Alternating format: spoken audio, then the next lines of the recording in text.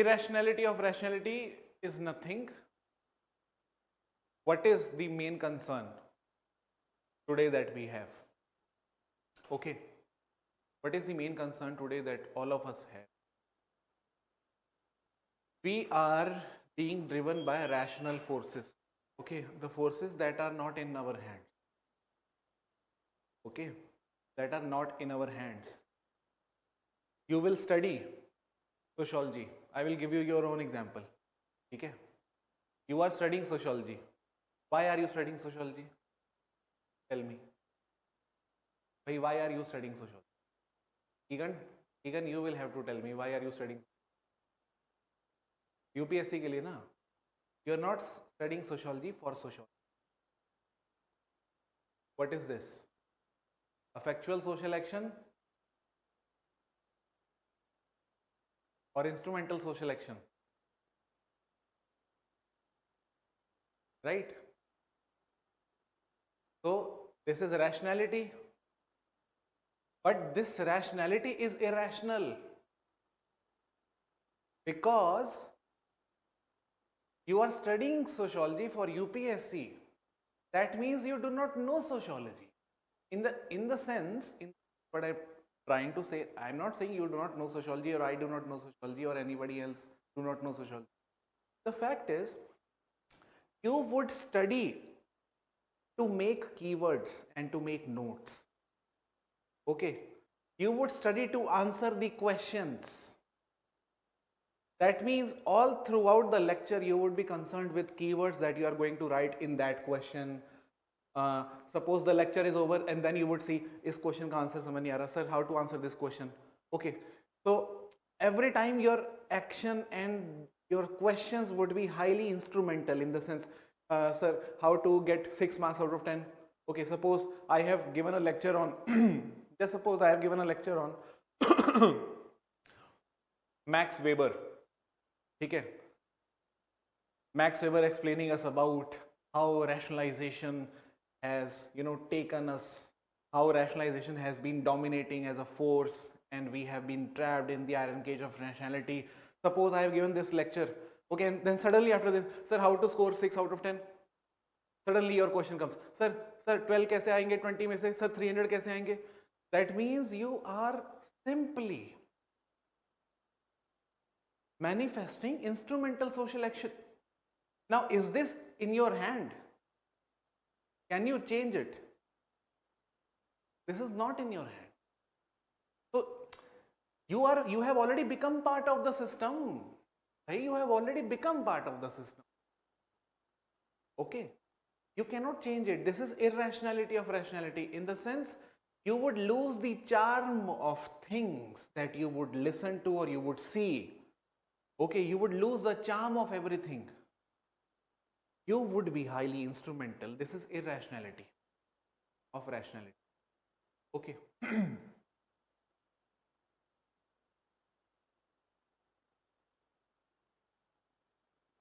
ऐसे एग्जाम्पल से समझ आएगा तुम लोग.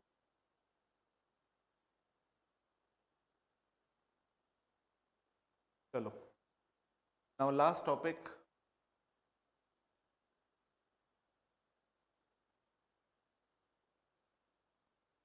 Protestant ethics. Spirit of capital.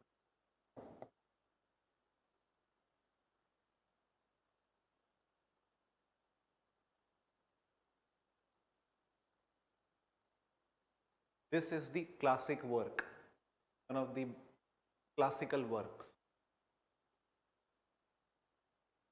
Now, before coming to this topic, few things should be very clear. Okay, before we understand Max Weber's Protestant ethics, because this is that ocean. This is the all of the things that you have read so far are rivers. They were rivers. Now this is that ocean in which all the rivers are going to converge. Okay. Now you would get to know social action in a better fashion. Now you would get to know rationality in a better fashion. Now you would get to know why did we read social action, why did we read rationality. Why did we read authority? Okay, everything is in this book, finally. Suppose if I give you 1 crore rupees, okay, and if I ask you, what are you going to do with this 1 crore? And you have to do just one thing. What will that be? And you have to give me honest reply. Why I'm saying honest reply? Because this is not a personality test of UPSC where you have to fake. Okay, so you have to be very honest, brutally honest.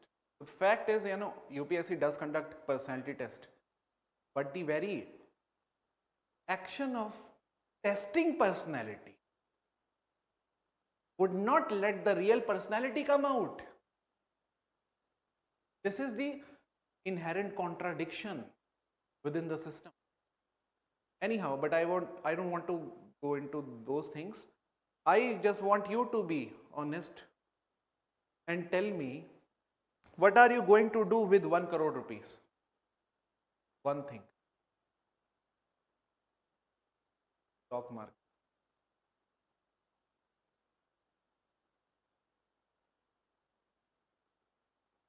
Okay. Okay. So basically, all of you are saying that you will invest. Now, I am giving you 1 crore rupees. You are thinking that you will invest that money. This thought process in your head is which kind of rationality being exhibited? Which kind of rationality is exhibited here? I am giving you 1 crore and you are thinking of investment. This is which rationality? I am not talking about social action, rationality.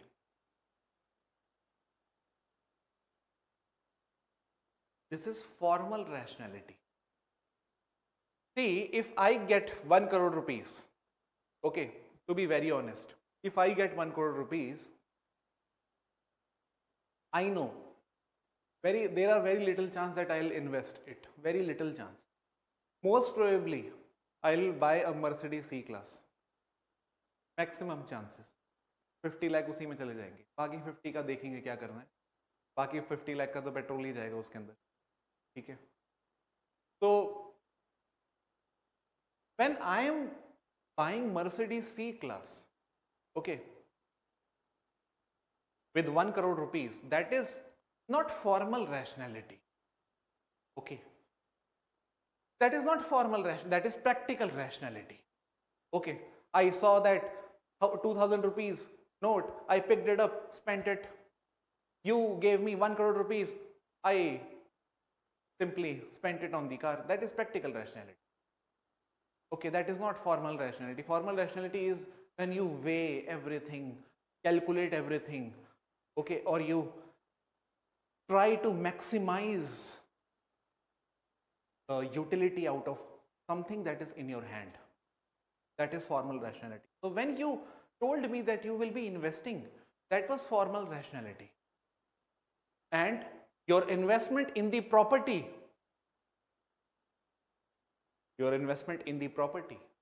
is manifestation of instrumental social action. Because you are investing for the family, for your future, you have all those people in your head. Okay, one day you have to look after them as well, so you would invest in property, or you would invest in stock market, thinking that the more I get, the more beneficial it would be for my future or my family. That is vague. That is perfectly vague rational social action that you are doing. But the question is, what is the origin of these things? I mean, if 200 years back, if 300 years back, if I had given you 1 crore rupees, would you be investing in stock market? No. Would you be investing in property? What would you be doing 300 years back? Basically, 300 or 400 years back, what you would be doing is something that Max Weber is going to tell us. And why you are today investing is also something that Max Weber is going to tell us. Okay, this is the main theme of Protestant ethics. Basically, in one line, you are investing today 1 crore rupees. That shows that in that case, Max Weber says that you should be thankful to Protestants. Because today, this attitude that you have of investing money is only coming from Protestantism. Now the question is, ये है कौन ये लोग? कौन है ये लोग? So the story begins like this. There was, I'm talking about Middle Ages now, again back to the same point. This story is of early 16th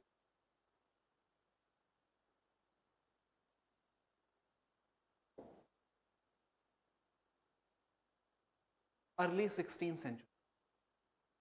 And to those people who do not have even a little bit idea about word Protestant, I would simply tell them that if you guys know Buddhism, okay, Buddhism is not a religion. I mean, of course it is a religion today, but it never developed as a religion. It actually was a protest. Buddhism developed as a protest against Hinduism. Have you guys read ancient history or not? Tell me.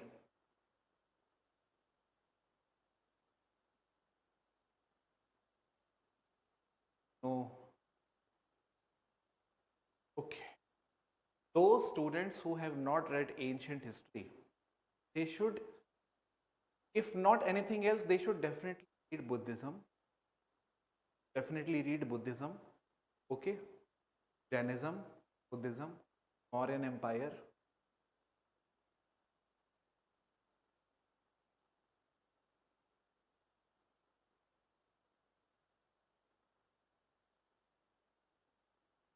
वाली बातें भी जरूरी हैं थोड़ी. Ancient.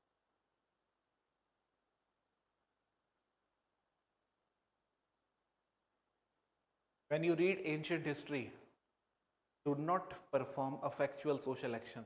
Do not get emotional about ancient history. You have to be highly rational to perform a rational. That means you cannot afford to read whole ancient history by R.S. Sharma. And therefore, the right method to read ancient history would be to go through previous year questions, to check the weightage of the questions, how much of questions are coming from which area, meticulous planned fashion, and in that case read Kunji or some points from that area from some book which you think is highly beneficial, and the book which can give you maximum result in minimum time. All throughout these times you have been performing Zweig rational selection only. Okay, so when you read ancient history, you have to read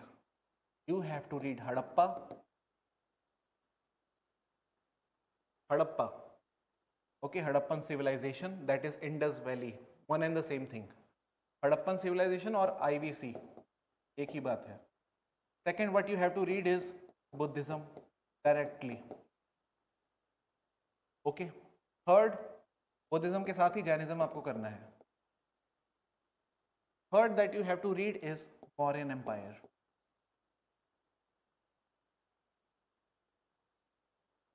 Okay, and fourth that you have to read is Gupta.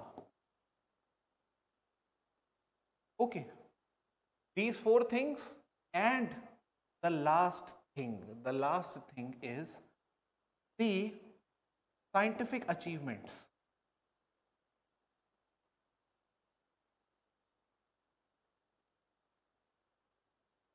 During ancient India, trigonometry और वो सब जो भी था, हमारे पास सब कुछ पहले से ही था, जीरो हमने इन्वेंट किया, ये वो सब जो बातें हैं वो उधर मिलेगी. Last chapter, this is last chapter of R S Sharma. Okay, and one more chapter I would suggest, this is the second last chapter, one more chapter is there which is called as philosophies of ancient India.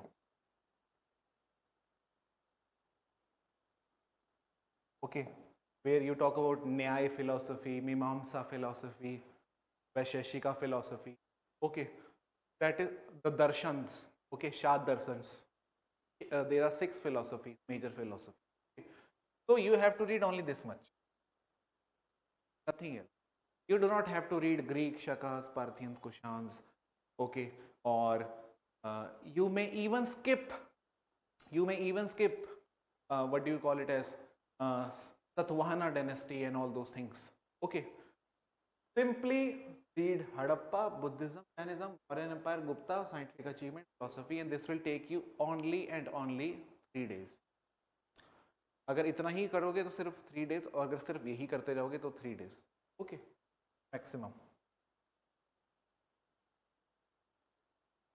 और ये whosoever is preparing for 2022 ना, they should start ancient history right now, because generally ancient history is considered as boring.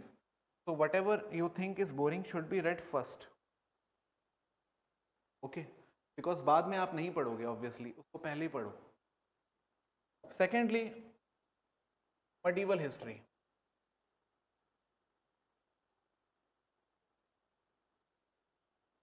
In medieval history, you do not have to read Sultanate.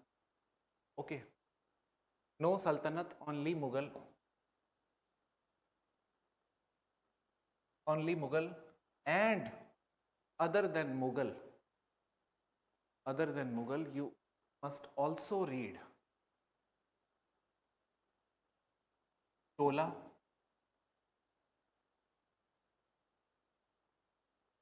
Chola Empire, and Pallavas. Mughal, Chola, and Pallava. Okay. Some books, according to some books, it is part of ancient. According to some, it is part of early medieval. Okay. So Chola and Pallavas, other than Mughals.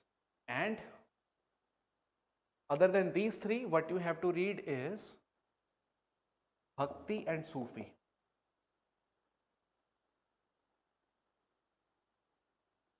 That's it. Okay, only these four for medieval.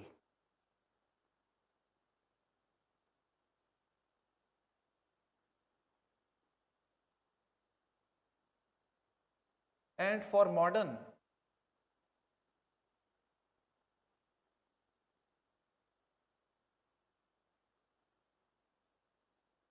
history, you do not have to read early modern history. Okay, early modern history before 1857, 1750s to 1850.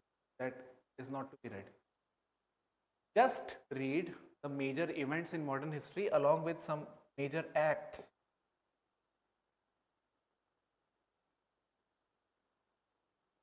Major events along with major acts. That's it. And always keep previous year questions while reading those things. Okay. And the fact is, you cannot remember everything. Okay. For everything. And therefore, you should not even try to become a scholar in modern history. Because last year also in modern history, there were many questions that came which are not present anywhere, even in NCERT or even in Spectrum or even any general book that is read by competitive people who are preparing for competitive exams. So what is in your hand, you can, but what is not in your hand, that becomes a part of competition. Okay, and वो बाकी चीजें वहीं देख. So you should read this much in history, because history is very important. Now, the fact is, if you look into Buddhism, it was never a religion. Lord Buddha challenged Hindu, Brahmins, okay, and with the challenge of, sir, art and culture bata de, art and culture NCERT, okay, art and culture NCERT. art and culture, only NCRT, and from NCRT you have to read, I think, the Buddhist art is definitely important. Buddhist art and paintings, Mughal paintings, okay, Indo-Islamic architecture,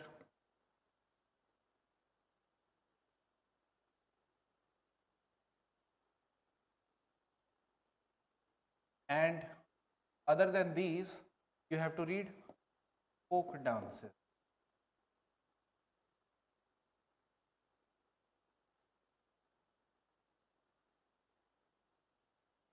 That's it. Okay, you do not have to read theater, puppetry, ये सबसे कुछ नहीं आने वाले, ठीक है? Theatre, puppetry, classical dances भी नहीं आते हैं अब, चले गया वो ज़माना, ठीक है? क्लासिकल डांस भी नहीं पढ़ना है तो पढ़ लो अपने शौक के लिए, अपने इंटरेस्ट के लिए पढ़ना है पढ़ लो, एग्जाम में नहीं आने वाली सब चीज़ें बहुत ही वो है, वेरी नोन जनरल,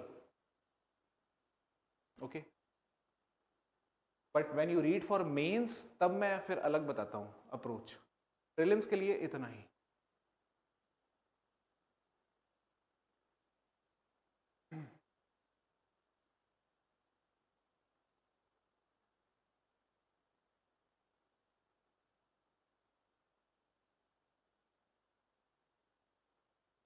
तो Lord Buddha challenged Hinduism because in Hinduism we had structure, Varna structure like this: Brahmins at the top, Kshatriya at the bottom, then Vaishya, and then Shudra. Now this was graded inequality, okay, and Lord Buddha challenged this inequality. Lord Buddha himself was a Kshatriya. He belonged to prince family, a family of prince, okay. He was a Kshatriya, and Mahavir Jain was also a Kshatriya. Both of them were Hindus, that means, okay, that means that both of them were Hindus. But later on, Lord Buddha challenged Hinduism due to multiple reasons. I don't want to teach you history now. Lord Buddha challenged Hinduism because of corruption, because of inequality, because of monopoly of Brahmins, many other things, okay. And from there on, people started reposing their faith in Buddha. They saw Buddha as someone very charismatic, someone who could challenge Brahmins. Wow. Okay. Someone who could give us a new way of life. Someone who could tell us how to lead our lives, in what way, what should be done, what should not be done. Okay, how to spend our precious life on earth.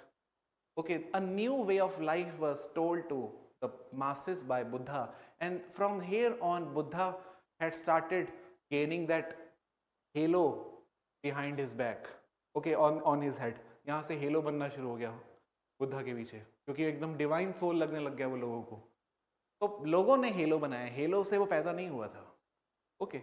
So people actually made that Buddha, what Buddha was, okay. So Lord Buddha challenged Hinduism, and from there on, reforms in Hinduism began to develop. This was a response to the challenge posed by Buddha to Hinduism. Hinduism had to reform itself because Brahmins realized that most of our followers, most of our Hindus are becoming Buddhists now. And in order to retain their follower, जैसे Instagram के follower आपके टूटने लग जाएं तो आप क्या करोगे, कुछ और करोगे ताकि फॉलोअर्स आपके वापस आएं. ओके, तो हिंदुइज्म का जो इंस्टाग्राम पेज था उसके फॉलोअर्स जो हैं वो चले गए थे, बुद्धिज्म के इंस्टाग्राम पेज पे ज़्यादा फॉलोअर्स बनने लग गए थे. ओके, तो हिंदुइज्म ने क्या किया, कुछ वो चीज़ें करी जिससे फॉलोअर्स वापस आए. Okay, Hinduism tried to get that followers back, and this was nothing but reformation in Hinduism. Reformation in Hinduism. Okay, And what was one of the reform was that we will stop using animals in the agricultural activities, or we may even stop eating beef. Okay, so basically remember this. Within Hinduism, to eat beef was natural thing or was considered as something that is at par with the values of Hinduism. But only after the challenge posed by Buddha, beef eating or animal eating or the sacrifice of animal or the use of animal in agricultural activities got suspended. Okay, so this was the main thing, reformation in Hinduism. Okay, and but the problem was, although from the followers of Buddha developed Buddhism, but within Buddhism also there were certain disputes. After the death of Buddha, people had now started talking about the beliefs that should continue to exist in Buddhism and beliefs that should not continue anymore to exist. Okay, and because of two opposing groups, Buddhism split into multiple factions. Initially it split into two and then third got developed. Okay, Mahayana and Hinayan.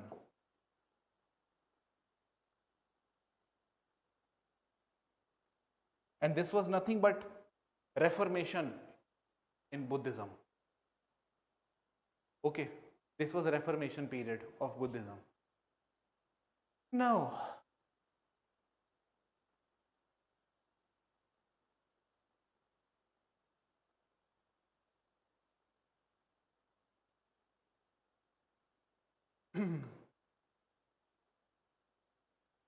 and Lord Buddha actually told to the people that these monks, the Brahminical monks, are telling you not to do these things, but they themselves are indulged in doing those things.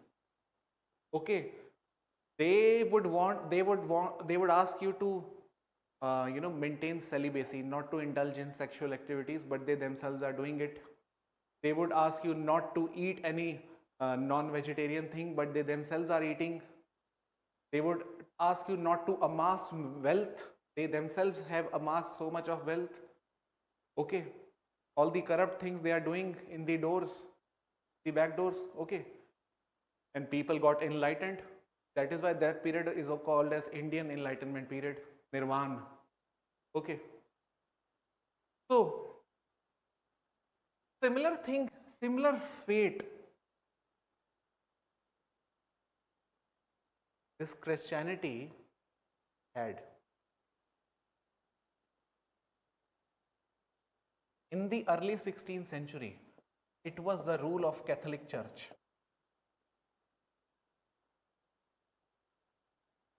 Okay, it was the rule of Catholic Church.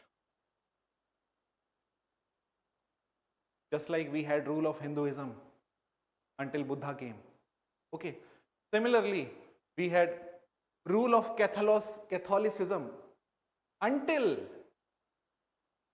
the Buddha of Germany, that is.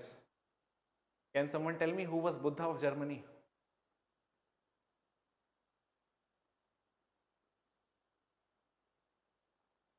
The Buddha of Germany.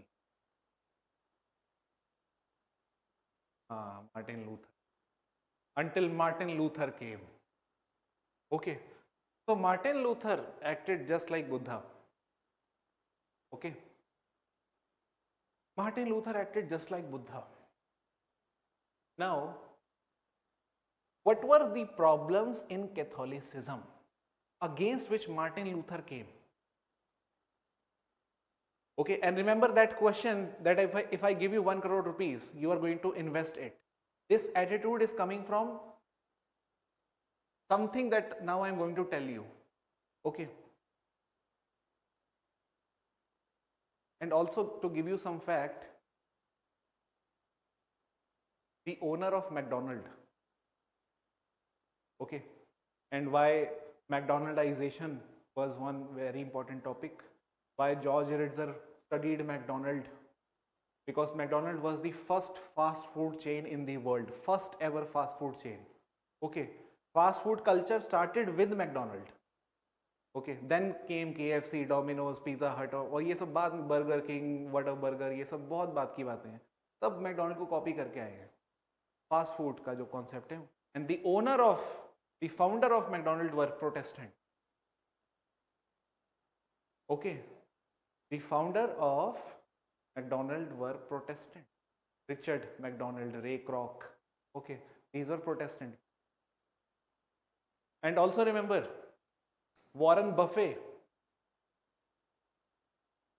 Okay, Warren Buffett, one of the most billionaire. He is also a Protestant. In the sense, although he says that I am agnostic, I don't believe in God. Okay, but he is Presbyterian. Presbyterian means Presbyterian is within Protestants, a sect of Protestant only. Okay, so he is a Protestant largely. Bill Gates, he was born in Protestant church. Okay, Benjamin Franklin, Protestant. There is something special about Protestant that no other people possess. Okay, what is that special something about it? In the early 16th century, in Germany and in the Europe, Catholicism, that means Catholic Church, was ruling, and Catholic Church had these doctrines. First doctrine, the doctrine I'm going to tell you, first was, you can attain salvation.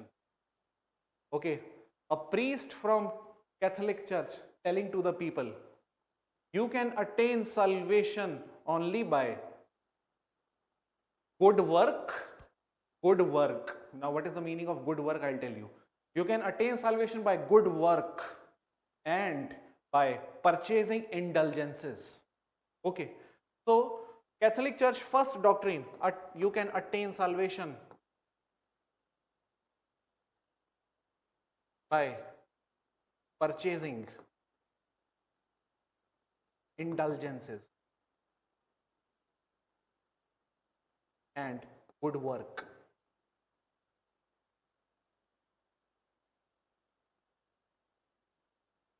Okay, now remember, this is what I'm telling you. I'm telling you the doctrine. In order to understand Protestantism, how Protestants came, you have to understand Catholicism. Okay, because Buddhism is an offshoot of Hinduism. Okay, similarly Protestantism is an offshoot of Catholicism.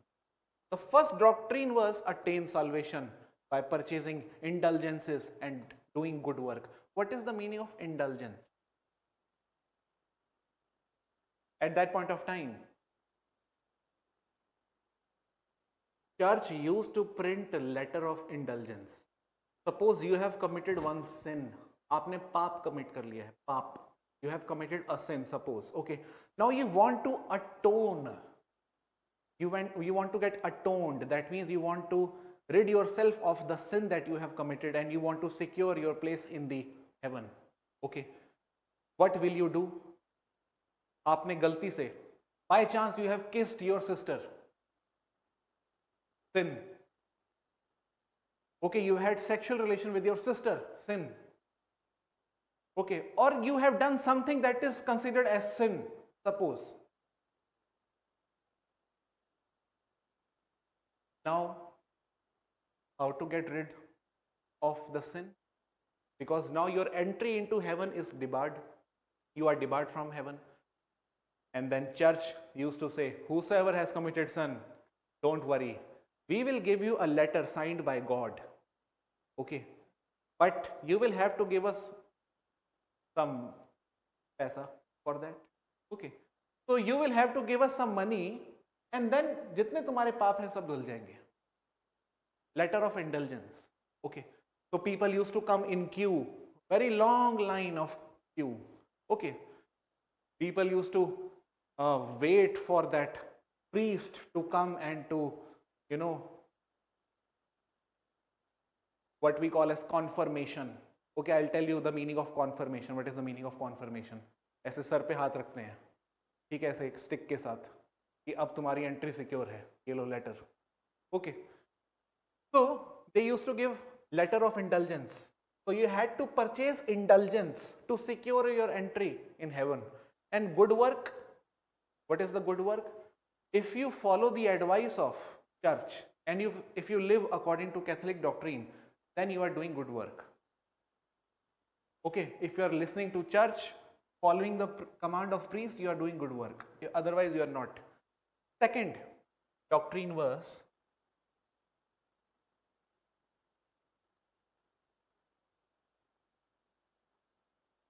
you have to pass through holy rituals.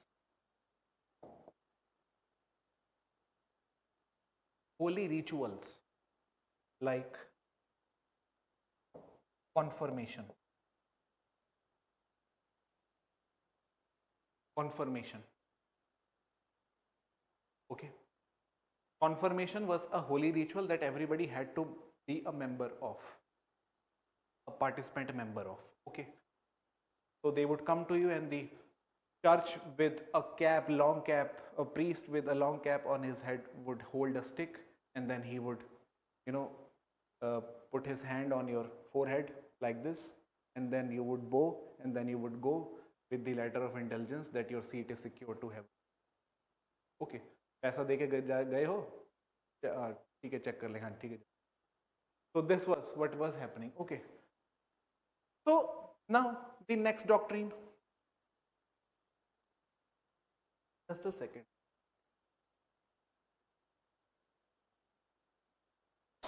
Wait a second, wait.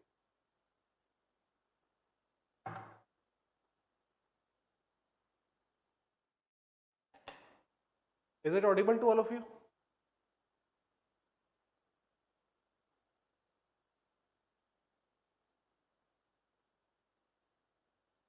Okay.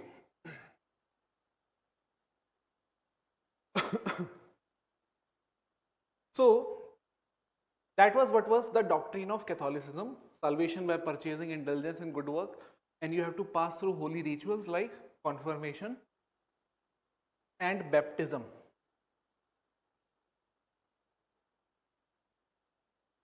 Confirmation and baptism. Okay, Baptist you know very well, I hope. ये तो मेरे बताने की baptism. Okay, जो holy water होता है उसमें you have to drown yourself. आप जैसे गंगा में हम डूबते हैं, that is Baptist, like something like Baptist, not the Baptist, but something like that. Okay. Third important doctrine of the Catholicism was that you have to work until your immediate needs are met. Once your immediate needs are fulfilled, you do not have to work anymore. Okay. Work until immediate needs are met.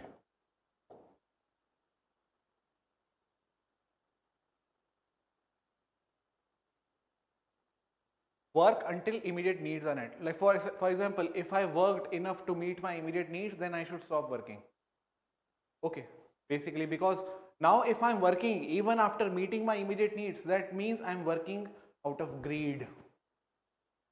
Okay, greed. तो greed से बचना है तो तब तक ही काम करो जब तक तुम्हारी नीड्स पूरी हो रही है. उसके बाद जो तुम कर रहे हो वो पाप होएगा. Okay, greed. Work until immediate needs are met. Fourth, profit is sin.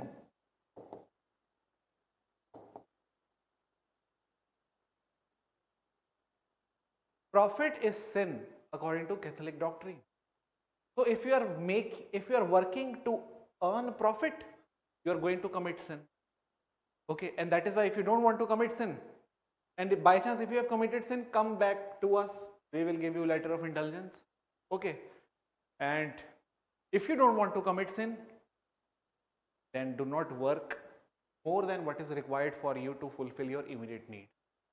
This was what the Catholic Church was doing. Okay. Now, what happened after this?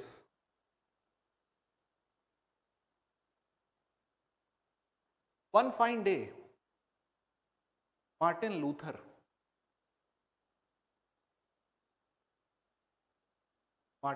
came. Okay.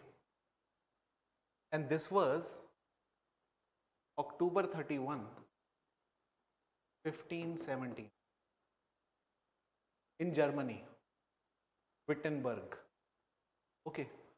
In Germany, Martin Luther came and he challenged Catholic Church. He challenged Catholic Church. And he said basically what he said. And the way he challenged was also very unique. What he did, he wrote 95 theses. Okay. He wrote, Martin Luther wrote 95 theses. You don't have to remember these details, by the way. I'll tell you what to be remembered, what not to be remembered. Okay. This is just a background that you should know. 95 theses. Basically, Martin Luther in 95 letters, 95 A4 sheets, had written what are the problems with the Catholic doctrine and how Catholic people are looting the common masses, how these Catholic Church people are corrupt, and in what fashion, in the name of God, they are amassing wealth. Okay, in the name of God, they are looting people. Okay. And Martin Luther had written all those things in 95 A4 sheets. And these 95 A4 sheets were nailed on the door of the main church. Church के दरवाजे पे ही उसने 95 pages को ऐसे nail कर करके डाल दिया ताकि कोई भी एंटर करे. Even if you try to enter, you read these things before you enter and you know what you are going to do. Okay, and what they will be doing with you. And one fine day, church asked that person to come, Martin Luther.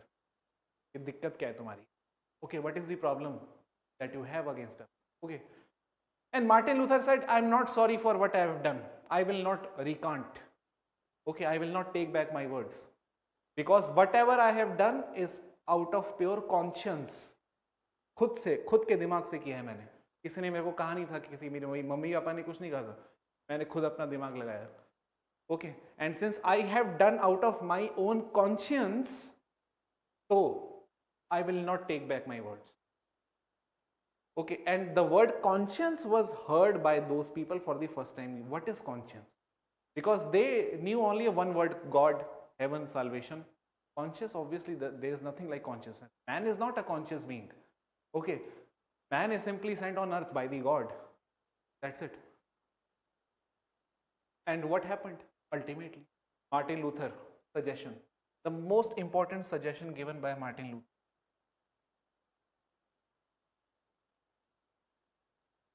First,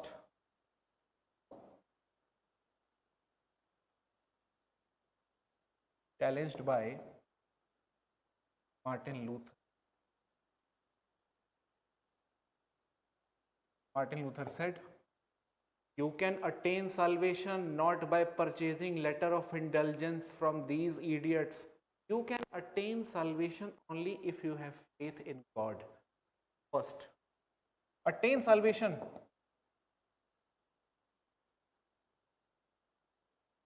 by faith in God.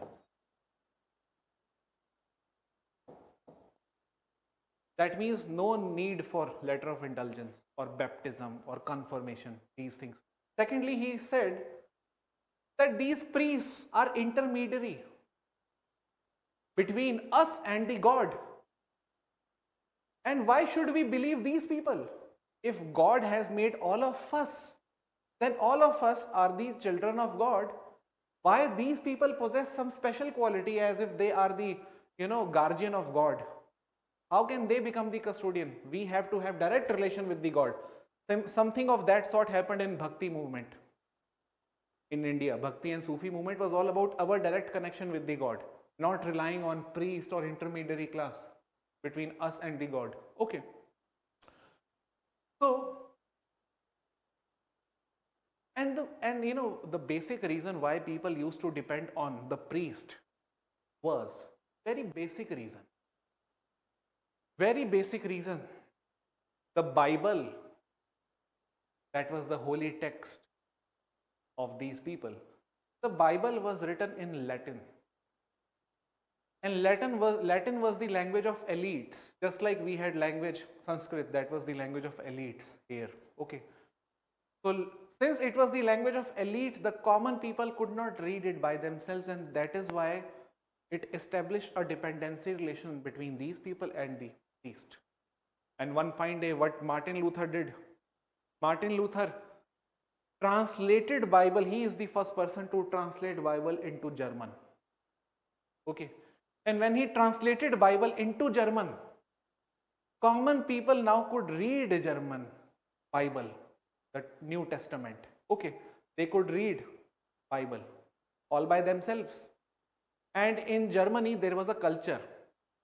Culture was like this. Like for example, if you purchase a book, okay, you have to read that book to the masses also. Like for example, today you go to Connaught Place or any bookstore, you purchase a book, you carry a envelope, and then you take that book to your home and you read it peacefully.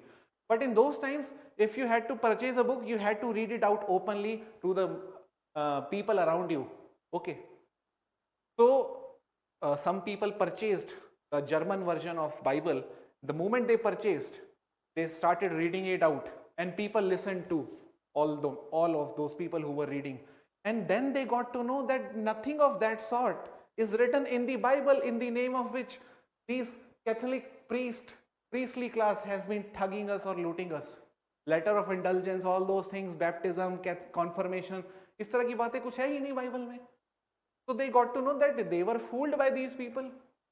Okay. And Martin Luther, they were highly thankful to Martin Luther for enlightening them. Okay. Anyhow. So Martin Luther said, you can attain salvation just by faith in God. Secondly, there is no need for intermediary class. Intermediary agents. Okay. Third, he called church to go back to the teachings of Bible. Go back to teaching of Bible. And don't make your own interpretations.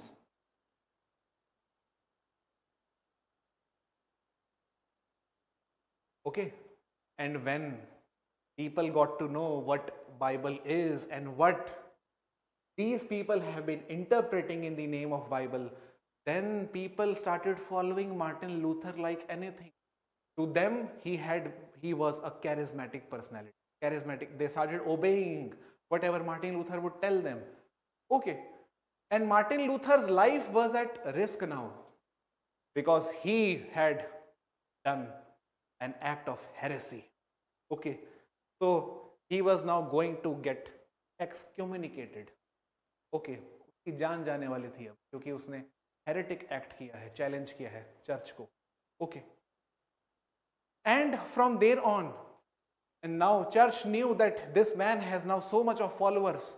So church was also very reluctant to kill him right away. It was a very tough task, and suddenly a new wave had erupted in Germany for the first time. Man being followed by many people. A man who is not someone who is the interpreter of the text of God. A man, an ordinary man, simple ordinary man. And the followers of Martin Luther are today called as evangelicals. Okay. They are those people who are called as evangelicals within the Christianity. Okay. And this was known as Lutheran. They are also called as Luthers or Lutherans or evangelists. These are the people which formed like a Buddhism. Buddhism actually later on got developed after Buddha. Similarly, these people had developed Lutheranism. Lutheranism, and this was nothing but a reform within Christianity.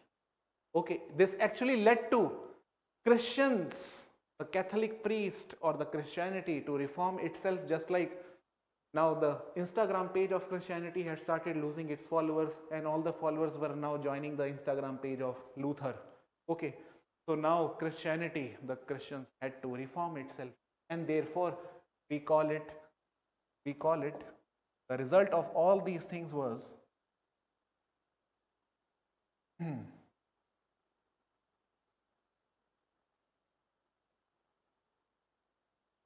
the result of all these things was reformation of Christianity. This was the result.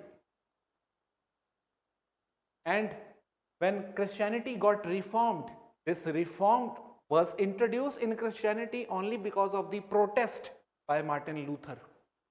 Okay, and therefore Reformation was the result of protest. And the people who protested and followed Martin Luther, because of which Christianity had to reform itself, led to Protestantism. Protestantism.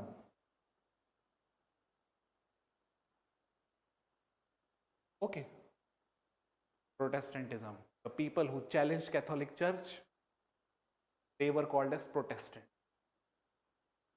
Understood? The rise of Protestantism. Now, remember that question I asked you, what will you do with 1 crore rupees? Okay. The question is, we now have an offshoot of Christianity. And this actually was the event that led to breakdown of church. The church was one at one point of time. There was only one church, one empire, one follower. Okay. But after this event in 1517, okay, it took some more years, 10 more years. After these 5-10 years, the church was now divided into two churches. One was Catholic Church, second was Protestant Church. Okay. So that way, this event had led to schism. Schism means breakdown. Just like there was a schism within Buddhism, Hinian, Mahayana. Schism within Islam, Shia, Sunni. Similarly, schism, that is breakdown or split within Christianity, that was one was Catholics and second was Protestant. Okay, Catholics and Protestant. So we had one Catholic Church and now we also had Protestant Church.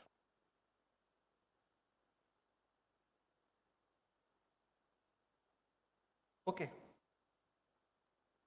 So this was the history. This is not sociology. This is just history that is going on. Sociology तो भी आएगा, ठीक है? And in fact, what I am telling you here is something that you can also use in the question of history versus sociology. कई चीजें हैं जो आपको बाद में पता चलेंगी कहाँ use हो सकती हैं. Okay. The question is, what is the Protestantism going to preach people? What are the doctrines of Protestantism? What is the, see, people became Protestant. Okay, now I protested against the Catholicism. I have become Protestant, but I still want to attain salvation basically. The question remains, how do I attain salvation? Because, see, the belief in heaven is not gone. Belief in heaven is there. Only the method to go to heaven has changed. Method to go to heaven is not holy rituals or purchasing indulgence or doing good work. Method to heaven is now changed. The question is, after Martin Luther, who were the people who had to form the doctrines? Okay, and those people were thankful to Martin Luther. Okay, but other than Martin Luther, there was one person known as John Calvin. John Calvin. Okay. Now I'm going to talk about Protestant doctrine. You know Catholic doctrine, now you will know Protestant doctrine.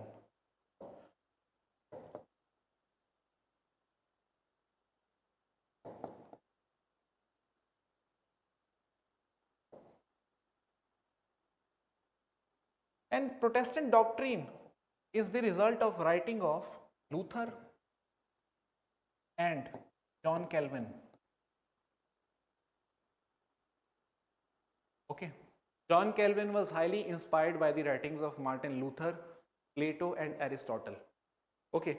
After going through these three people, the writings of these three people, he formed his own doctrine, which was also, which also later became a part of the Protestant ethics.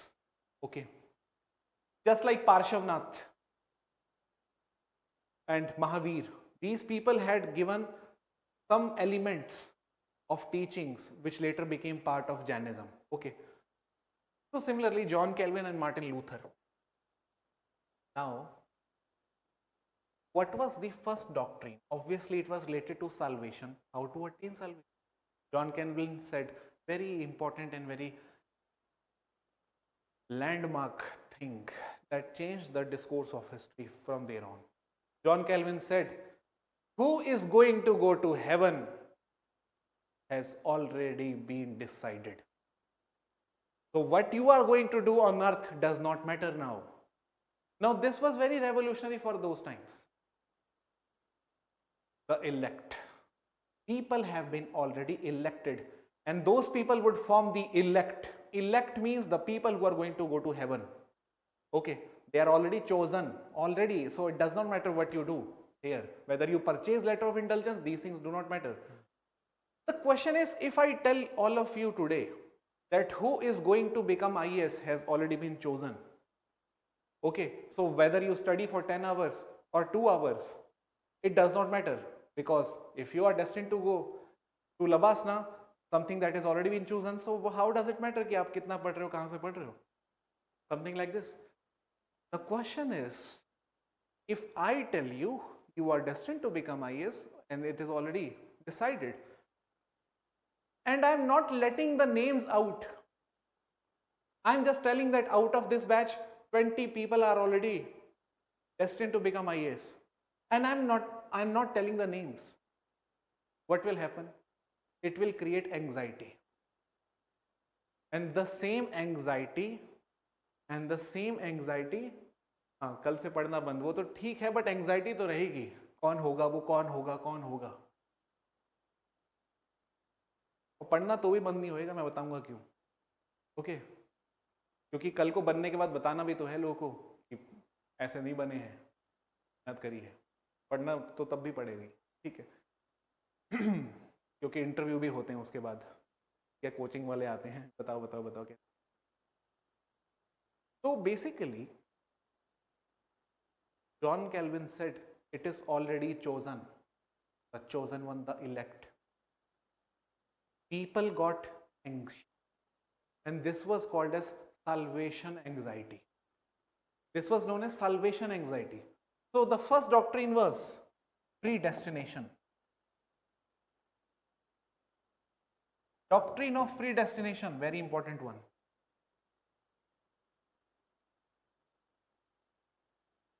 Predestination, that means already तय है तुम्हारा जाना. Predestined. Okay. The chosen ones are the elect. The chosen for what? Chosen to go to heaven. Chosen ones are the elect. Okay. And those who are not going to go to heaven, those who are doomed to go to hell, are also chosen, and they are the damned. ठीक है. One are the elect, second are the damned. जैसे हम बोलते हैं damn यार, shit, damn ये जो word है उसका origin वहां से है. ठीक है. Damned. Chosen ones are the elect, and the other and other ones are damned.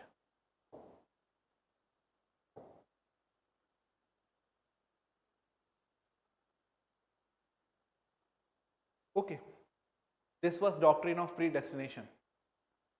Second, very important doctrine.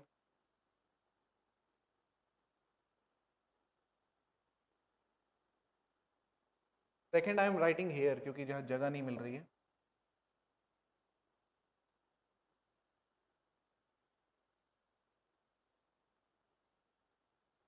Second doctrine was calling, phone call.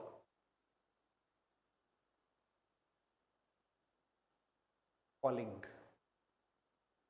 What is the meaning of calling? ये सब Catholic words हैं, biblical words हैं basically. Calling means when you do work, when you do any work, your act of doing work, okay, is a call. In the sense, when you are doing work, you are actually obeying God. Okay, so it is actually in the work that your spiritualism is reflected. So your act of doing work is nothing but a reflection of the obedience to the divine. What we in Hinduism call as dharma. Dharma. This is our dharma. Dharma means to fulfill your duty and to fulfill your obligations. And when you are doing work, you are fulfilling your obligations and duty, not just towards your family, but also towards the holy. Because this is why you have been sent to earth. So calling was basically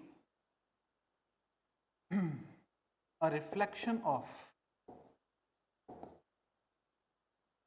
people's commitment to work.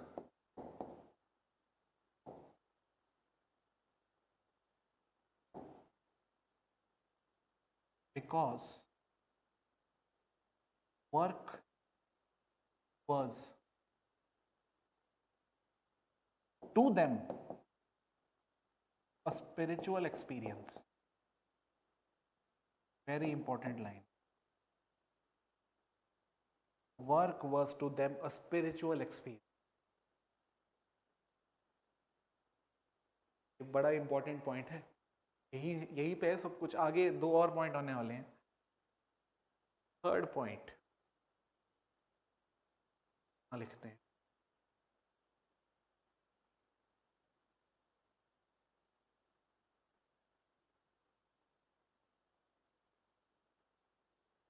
Third doctrine of asceticism.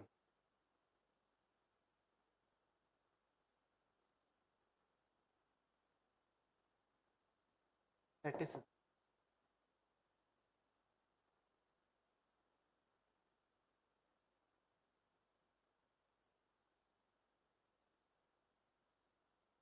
Asceticism. Okay, ascetic. Ascetics are those people who make money but they do not spend on themselves. वो सफेद कपड़े पहन के घूमते रहते हैं सारा time, बड़ा सिंपल सादी लाइफ रहती है. ascetic लाइफ, चप्पल पहन के घूम रहे हैं, कि पैसा करोड़ों में है, चप्पल बाटा की है, एकदम सिंपल लाइफ, साइकिल भी रखी हुई है. ठीक है, ascetic lifestyle, asceticism. Okay, asceticism simply means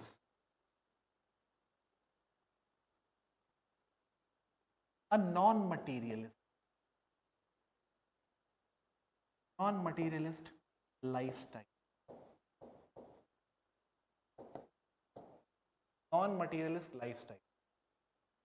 But it would not stop here itself.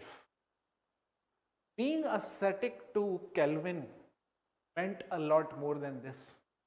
Calvin said, whatever you make out of your work, whatever earning that you have made out of your work, that earning should not be spent on consumption. That earning should not be spent on consumption. Okay, remember this word. That earning should be spent on something that is more productive and something that will help other people as well. Okay, something that is more productive and will also help other people. Okay, so this was not just asceticism, it was ascetic materialism. Okay, ascetic materialism.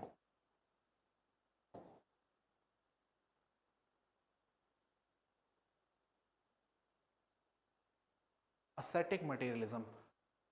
Do not spend on yourself, but whatever you have made, you should invest in something productive or something that is going to help other people as well. Okay, and the last point, denial of worldly pleasure. Denial of worldly pleasures. Very important. Write it here.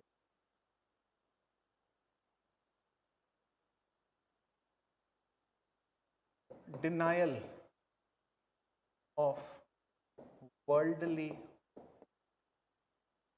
pleasures.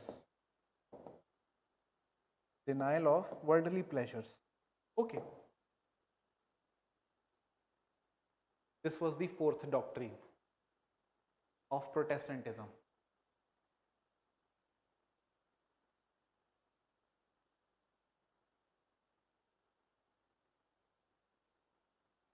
Ascetic, मैंने बोला तो ascetic. Ascetic means someone who does not spend for consumption or to display his wealth. Conspicuous consumption नहीं है वो. Ascetic means you earn in billions but you lead a very simple life. Simple. This is what asceticism is. Okay, Brahma Kumaris for example.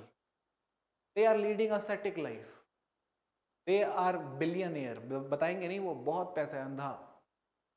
ठीक है. But they lead a very simple life.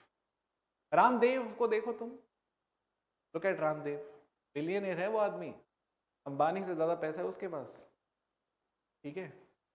But कभी अपना नाम नहीं आने देगा billionaire में. अंबानी को खुशी मिलती है अपना नाम टॉप 10 में देख. तो ये सब छोटी बातें हैं रामदेव के लिए. Ramdev is completely ascetic.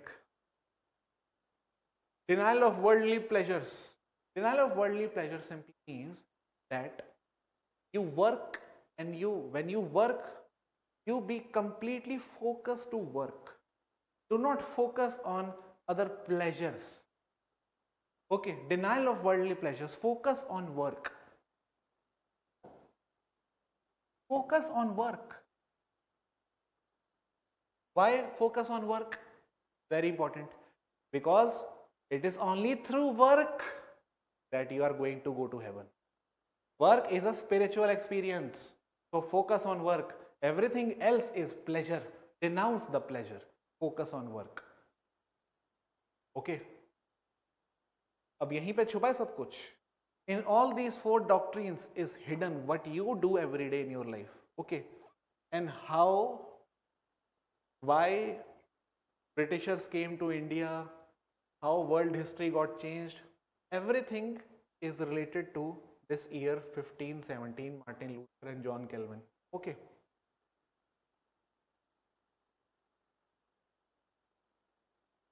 Now, let me now start with, Catholicism, you know what led to Protestantism, and now you also know the doctrine of Protestantism. And if you remember, according to Catholicism, profit is sin. Profit is sin. But according to Protestantism, is profit sin? Profit is not sin. Because you get profit only by working. And work is a spiritual experience. Okay, it is in calling that you are working. It is the call of God. Okay. And when you are calling, in calling you are working, whatever you get is not a sin. Rather, it is a grace of Holy Divine for the work that you have done. So basically, the money that you would now generate is simply a grace of Holy Divine. Because you worked, and to work was a spiritual experience. So that is why in Hinduism we have Lakshmi Mata. Okay. Lakshmi Mata is a goddess of wealth. Okay, so when we work, we are working to have Lakshmi, not for our profit. ऐसा पैसे वैसे का हमें कुछ है नहीं, हम तो चाहते लक्ष्मी आए हमारे घर पे उसके लिए हम कर रहे हैं, पैसा वैसा कुछ नहीं, हम पैसा बहुत है हमारे. So basically, Protestantism doctrine was all about focus on work, generate profit. Profit is a reflection. The material success is a reflection that you are going to go to heaven. Okay. Now the question remains, salvation anxiety.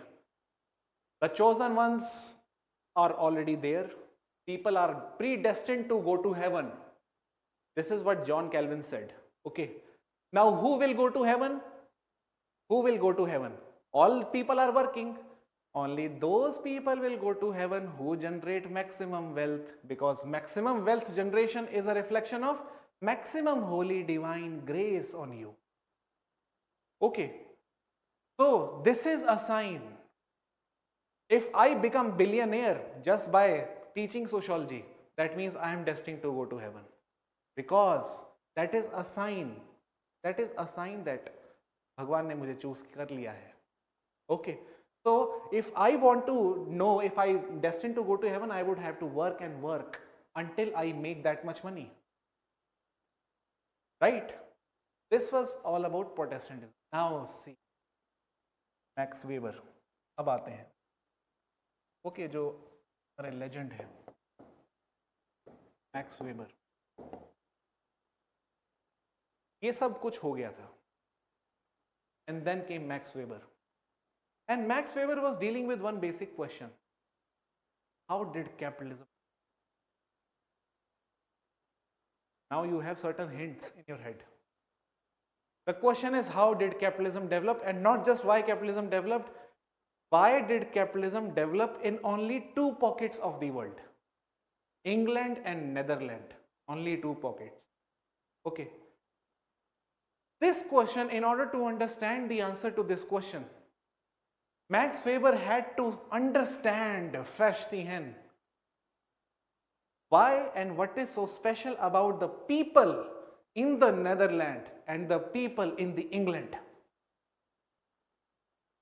If you look into statistics, you will see that in Europe, most of the people who are prosperous and the countries which have high GDP are those countries which have Protestants.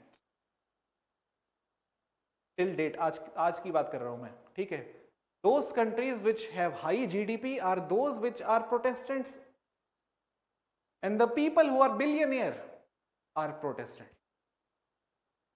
There must be something special about Protestants that no other people possess. Okay. Now the question to Max Weber at that point of time, it was a research question for him. Why capitalism developed? क्या बात है देखो. Why capitalism developed in England and Netherlands?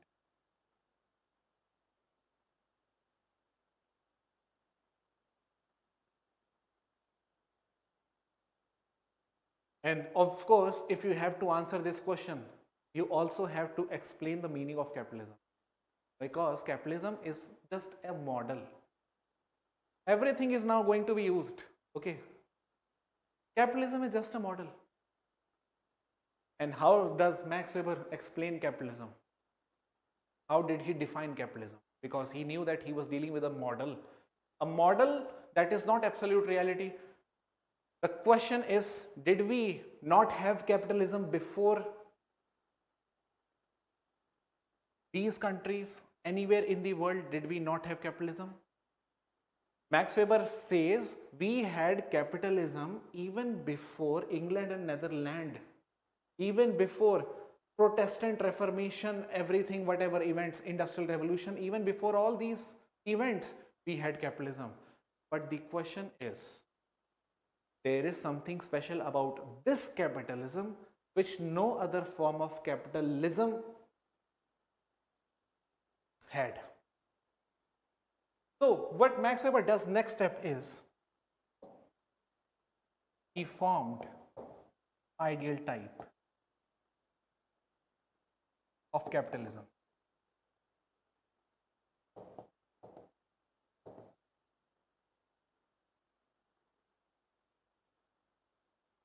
Okay. And if he has formed ideal type of capitalism, obviously he is now going to enlist certain features in this model. Okay. What is capitalism? According to Max Weber, an ideal type of capitalism, he says capitalism is characterized by nothing but amassing wealth. The more wealth you accumulate, the more capitalist you are. This is what the soul, the essence of capitalism is. This is one accentuated feature of the model of capitalism is, in the sense, wealth accumulation, right? Everybody would agree with this. This is a feature. So, in this ideal type of capitalism, the unique feature that he had was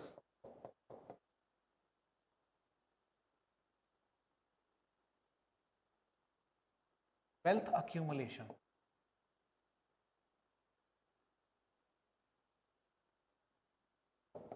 But when we look into the pages of history, wealth has been accumulated by many people in many fashion,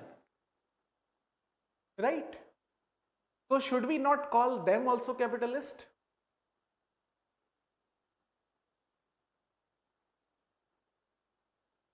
We should also call them capitalist.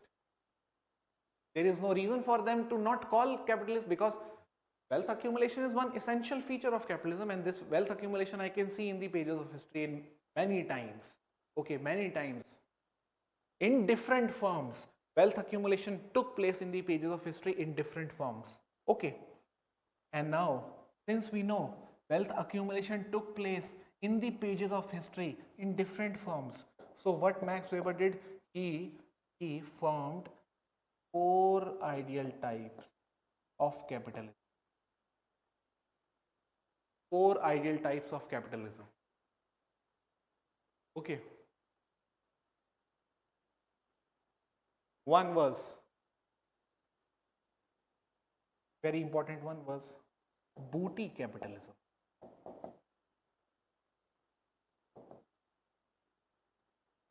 Second was traditional capitalism.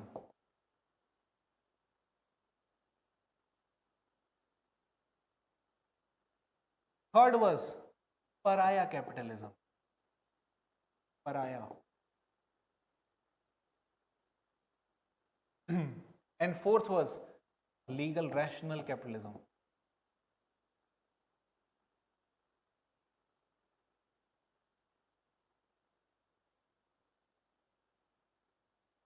Four ideal types of capitalism.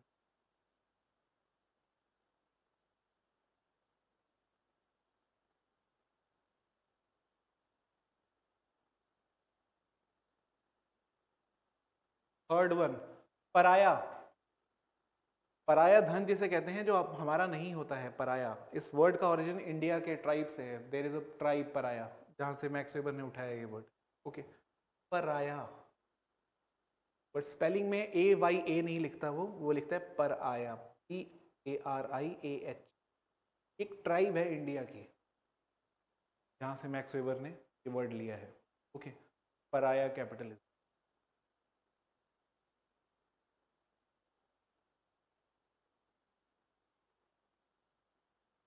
Legal rational capital.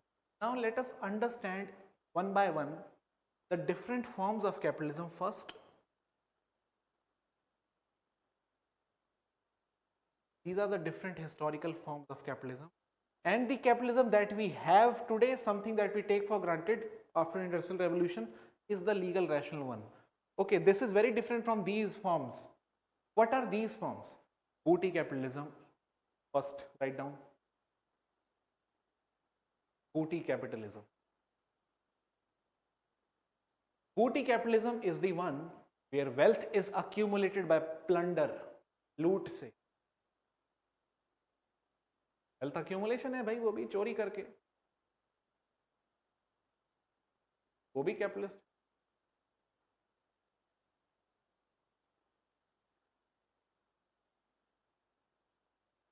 अच्छा, by plunder. And who are the people in the pages of history जिन्होंने plunder कर करके पैसा कमाया है? All the invaders, whether the people who invaded India, the people who invaded any country, और pirates Somalia के, बिल्कुल ये सब booty capitalists, okay. Or the Aryans who came to invade India, Dasyus, who made the indigenous people slaves, looted them, they were also booty capitalists, okay. They looted tribe, hoarded the wealth of that tribe, then got satisfied, and then after some more days invaded another tribe. This is how expansion of empires were happening, okay. Booty capitalism. Second was traditional capitalism.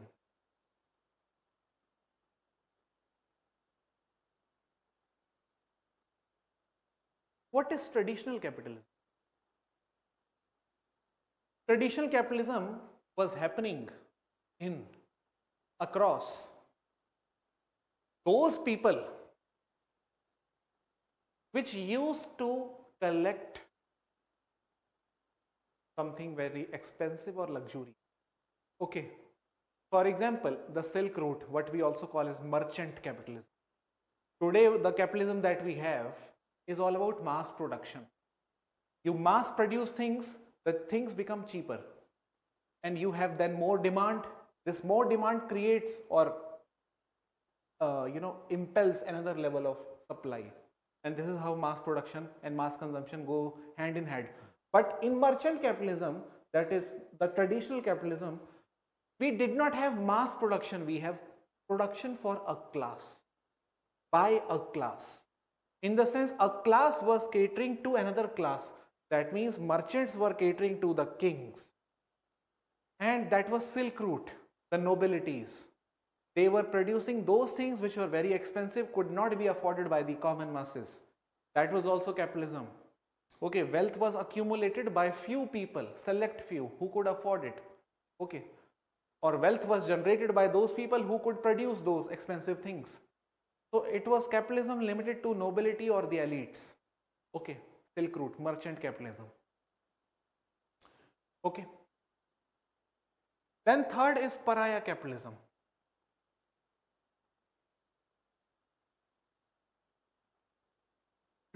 Pariah capitalism. Pariah capitalism is one capitalism that was the result of money lending. You lend your money to someone. Even in that case, you accumulate more wealth. जो banks करते हैं आज की date में.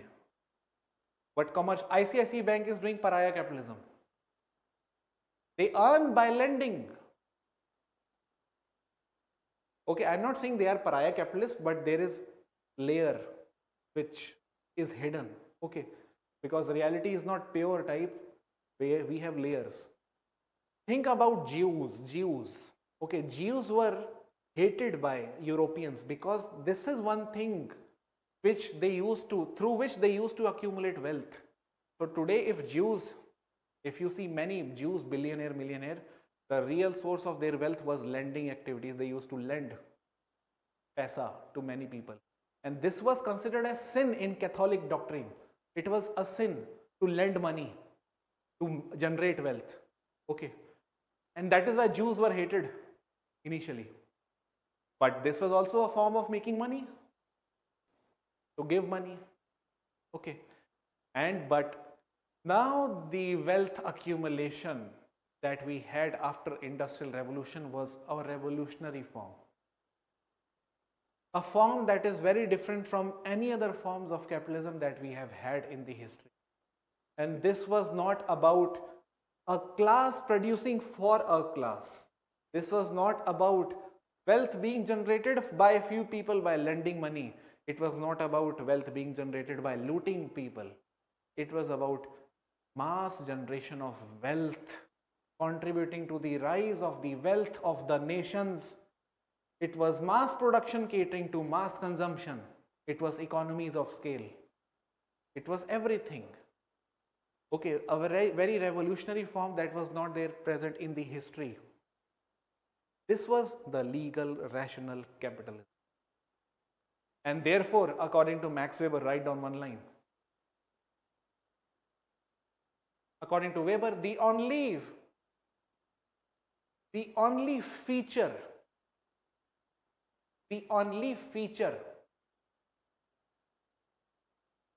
that distinguishes the other forms of capitalism, the only feature that distinguishes the other forms of capitalism from the present day capitalism, that is the legal rational capitalism, is from the present day legal rational capitalism is the unrelenting pursuit of profit. The unrelenting, बिना थके, unrelenting pursuit, चाहत of profit, कमाई करने, अरे internet connection unstable आ रहा है, message आया मेरे को अभी, कुछ प्रॉब्लम है. The unrelenting pursuit of profit.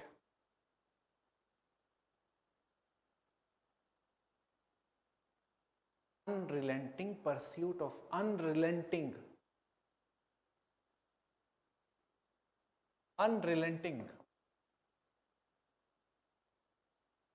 बिना थके, unrelenting pursuit,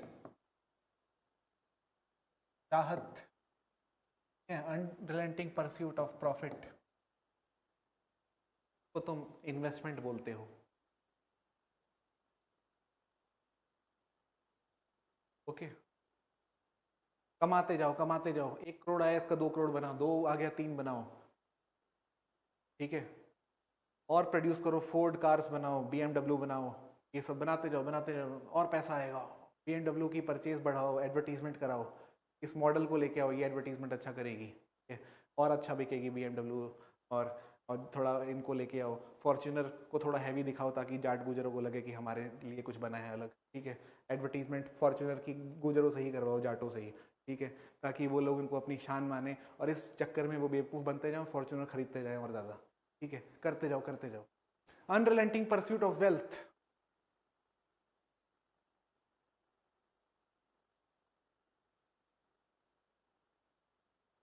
ठीक है.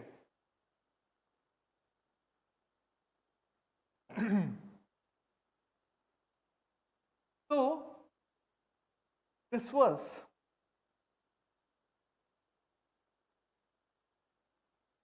one thing that was very unique, the legal rational capitalism, and was not there in the earlier forms.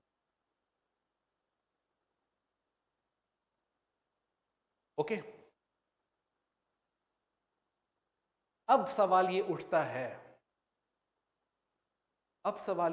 है, ये unrelenting pursuit of profit. The question then arises is that how come this unrelenting pursuit of profit was present among a specific community and why not in others? Why industrial revolution? The fact, if you know this, that in the industrial revolution 70 to 80% of the employees, staff, owners of the factory, managers, workers, all of them were Protestant. 80%. Okay. And in the countries where industrial revolution happened were also at that point of time Protestants, largely England, Netherlands. Okay, they were Protestant countries. And there is something unique about Protestant that has to be understood. Without understanding their social action, you cannot understand the rise of capitalism. Remember this line. Write down. Weber believed, without understanding the social action of Protestants,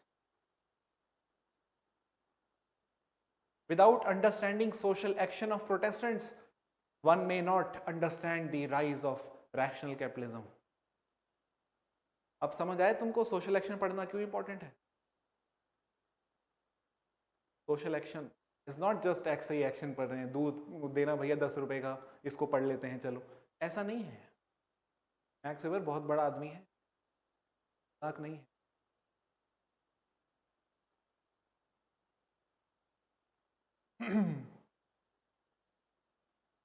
To understand social action,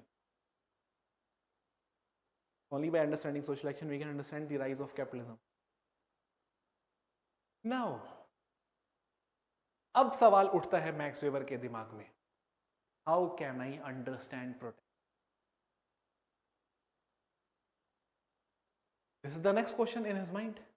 How can I understand Protestants and their actions, their social actions, the meanings they attach to the work? How can I understand them? What I told you initially was history. Okay. And remember, whatever I had told you was also read by Max Weber. Similar things were read by Max Weber also. Okay. And while I was explaining you, Max Weber was also reading the same thing. Okay. And Max Weber, other than reading Martin Luther and John Calvin, had also read one more man in the great America. The man was Benjamin Franklin. Okay. Max Weber had paid only one visit to America in 1904. The same year when he published his book Protestant Ethics. Okay. 1904. In America, he knew about one man, Benjamin Franklin. Okay, remember, Max Weber, before publishing his book, had three people in his head: Benjamin Franklin,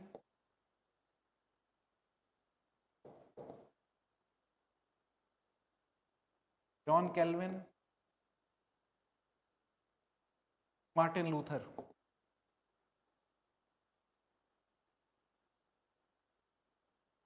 These three were Protestants only. All the three were Protestants. Okay. And this man was a great entrepreneur in America. And this man had written many books on how to become wealthy. Like today you read books like Rich Dad versus Poor Dad.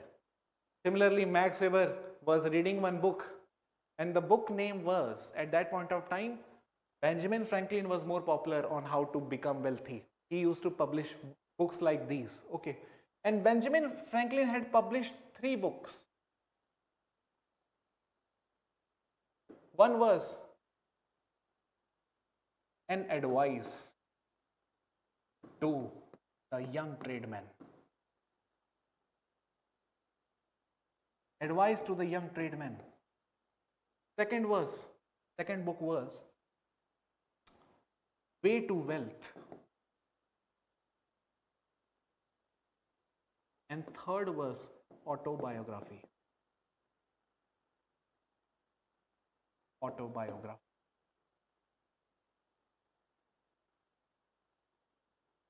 These three books, Max Weber had read these three books also.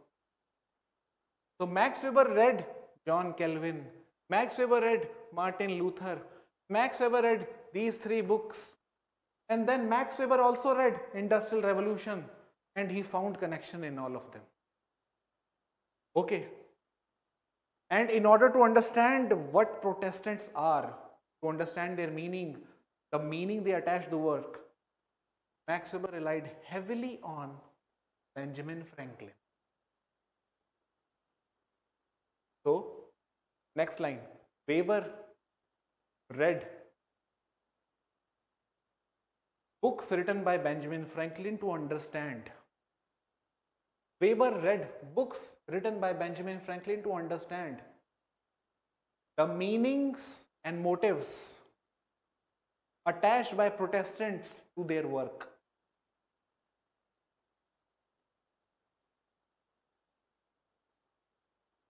The meanings and motives attached by Protestants to their work.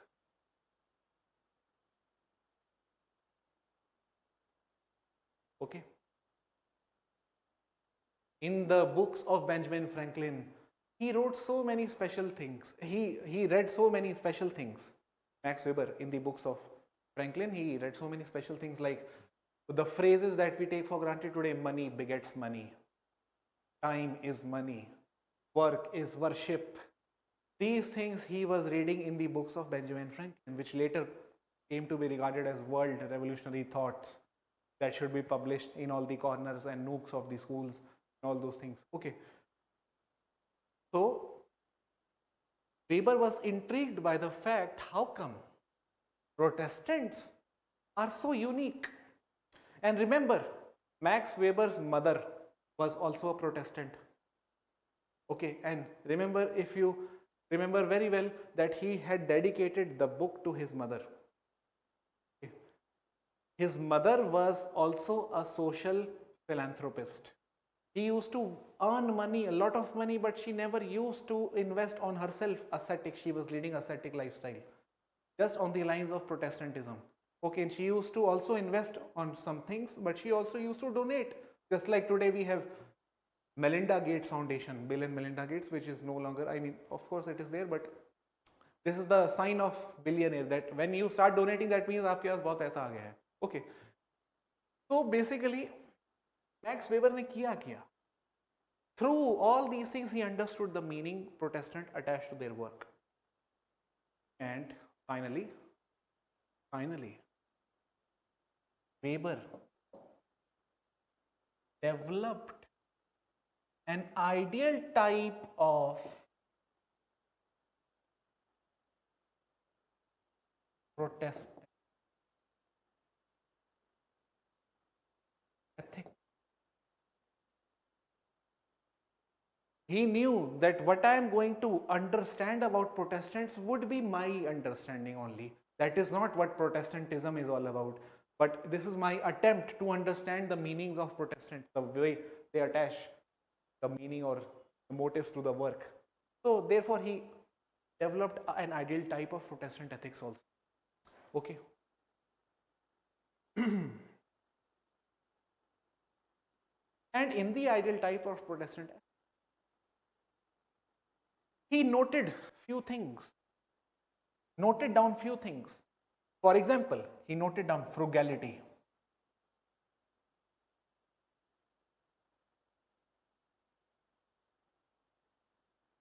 Okay.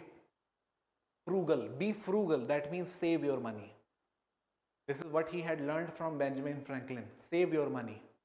Because money begets money. मतलब अगर आपके पास पैसा है तो उस पैसे को आप सेव करो और किसी प्रोडक्टिव चीजों में स्पेंड करो, तभी आपके पास और पैसा आएगा. Money begets money. Okay, be frugality, that means. Second, be इंडस्ट्रियसनेस.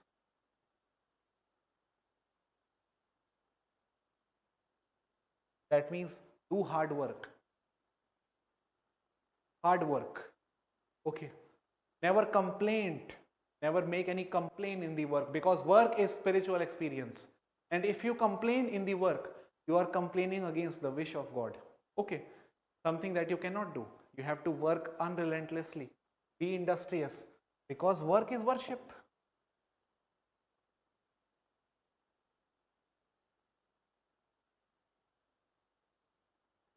These are the ethics of Protestant.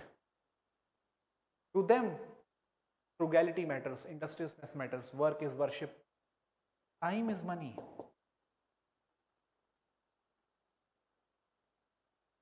Time is money. Fifth, calling, if you remember, because he had read, Max Weber had read John Calvin also. Okay, and it is in the work only that you gain spiritual experience. Fifth is calling. Sixth, predestination.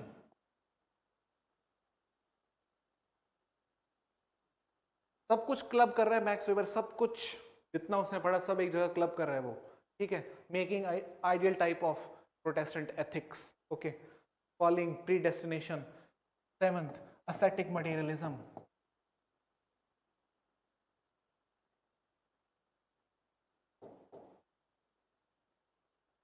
Ascetic materialism. Okay, and this worldly belief, this worldly, इस ये जो दुनिया है, orientation to this world, not to the other world, orientation to this world. इसका मतलब focus on your work. Don't think about going to heaven. To go to heaven is a result of your doing work. So focus on your work, this worldly orientation first. Okay, then only you can go to heaven. Okay, you can't go to heaven just by having faith in God, standing on the road, बस खड़े रहो, बस नाम लेते रहो, ऐसे थोड़ा ना heaven चल जाओगे. इतना आसान नहीं है. ठीक है. This is the ideal type of, that means Weber clearly says, I am not saying that this is what Protestantism is. I am just saying this is a model of Protestant. Okay.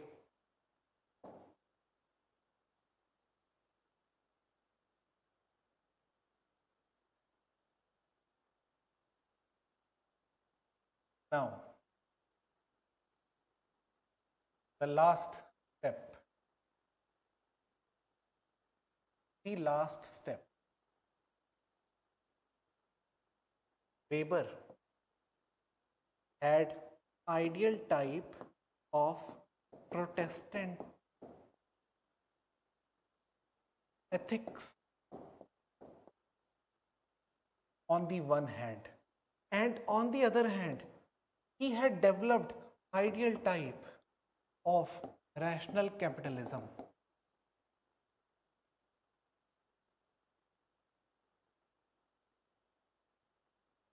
Okay, he had two models before him floating in the air.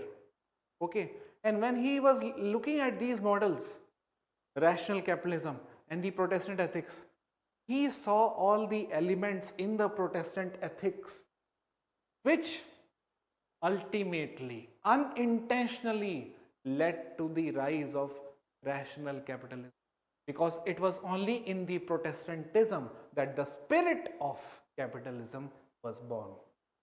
The spirit of capitalism, if you remember the word spirit, the spirit actually lied in the work ethics of Protestants, which is also called as Puritan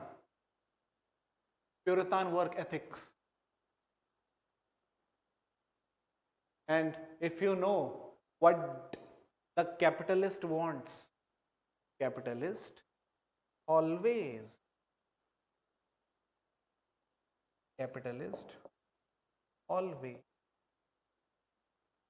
reward productivity. Capitalists reward productivity. They reward hard work.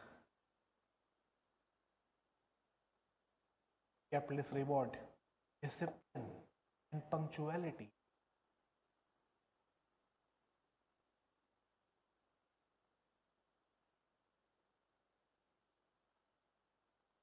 Capitalists reward frugality, industrious.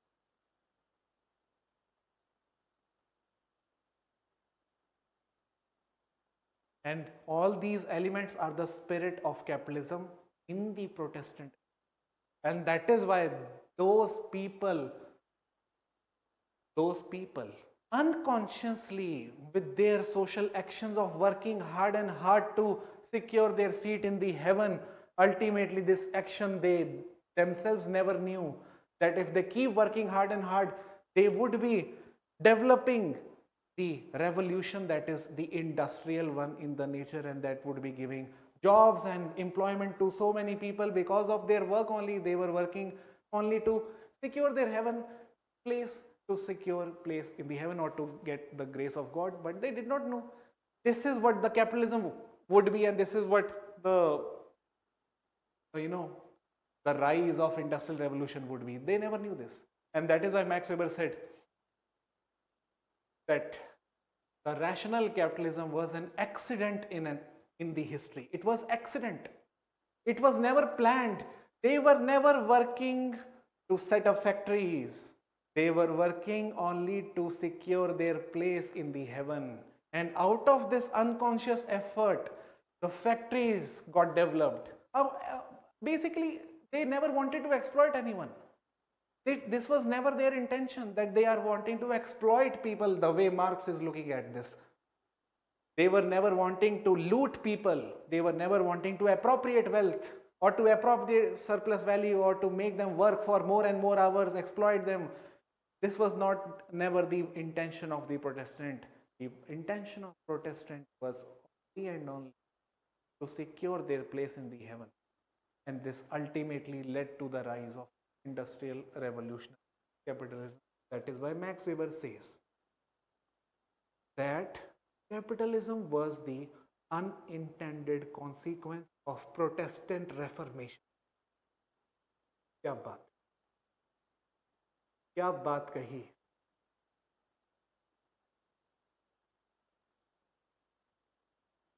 Rational capitalism was the unintended consequence of Protestant Reformation. Martin Luther himself never knew that this is what going to happen.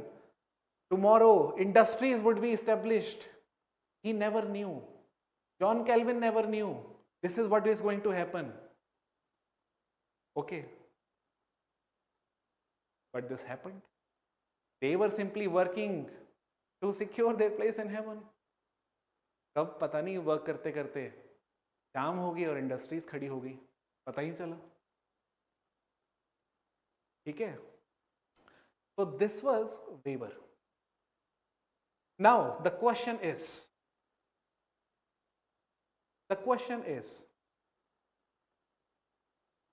Weber trying to say that Protestantism is the only cause behind rise of capitalism?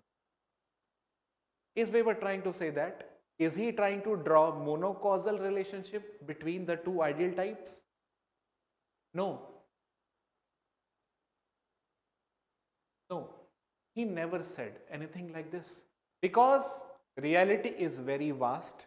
What we can do is to develop models. And when you are developing models and when you are drawing relationship between models, you cannot be determinist about your causal relationships that you are drawing between the models. You can never be determinist. And therefore, Max Weber believed that there was no monocausal explanation that he is giving. Not interested in monocausal explanation. Saying Protestant ethics led to the rise of capitalism. He never said anything like this. Okay, because he says that capitalism was an accident in history, unintended consequence of the acts of these people who were doing work only to secure their place in heaven. So therefore, he says that I cannot make a monocausal explanation, but one thing I can definitely see is that there is a relationship between them. This is one thing that he can see. There is a relation. Is this a definite relation? Is this a monocausal explanation? No. But there is a relation. And one more relation he says, I don't know about anything else. But what I can see is that somehow I believe asceticism is a necessary condition. Other conditions in the adult types are only sufficient. But the asceticism is the necessary condition. It has to be there. In the sense, you cannot be capitalist if you are not ascetic. Agreed or not? Asceticism is the necessary condition. Okay, in the sense, अरे भाई क्या मजाक चल रहा है क्या? ये तो सिंपल सी बात है. एक बात बताओ, अंबानी बन जाएगा अगर सारा पैसा अपने ऊपर ही उड़ाएगा वो? अरे सारा पैसा उसका जो है हवा में है इस टाइम, हवा में, को पता भी नहीं है, इंटरनेट में है उसका. उसके पास कहाँ है अकाउंट में? उसके पास होंगे शायद 1-2 लाख. अपने ऊपर थोड़ा उड़ा रहा है वो. घर बना लिया, ठीक है, गाड़ी ले लिया, अब हो गया. अब थोड़ा घर के ऊपर एक और घर बनाएगा, गाड़ी के ऊपर एक और गाड़ी खरीद. जितना अपने ऊपर करना था कर लिया उसने. अब जो वो कर रहा है वो कर नहीं सकता जब तक कि वो ascetic ना हो. ascetic का मतलब क्या है? अपनी नीड्स आपकी पूरी होगी बस, अब और कुछ अपने ऊपर नहीं खर्चा करना, अब आगे का सोचो. asceticism होना तो एक मिनिमम कंडीशन है कैपिटलिज्म के लिए. Okay, you cannot be capitalist if you are spending on yourself. Okay, you have to reinvest your money. So what he said, एक second,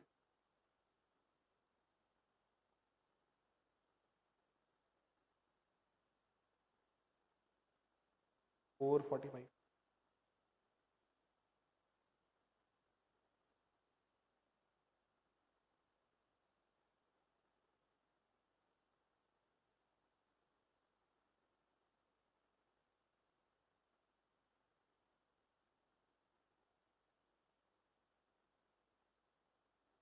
फोर फोर्टी फाइव तक कर लो यार.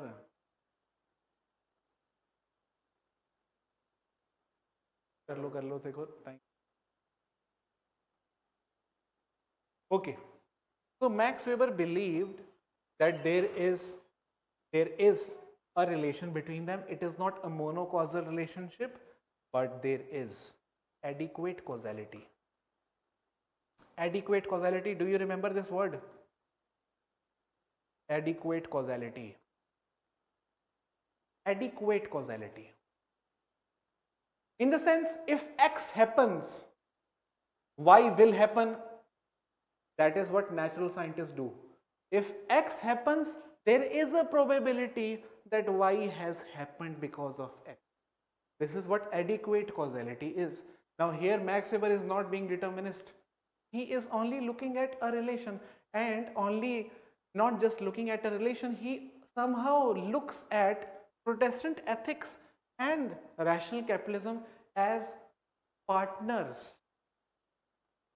Partners which cannot be separated, and therefore he uses a new term here, elective affinity between the two.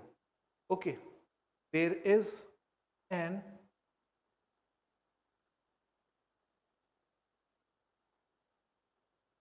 elective affinity between the two.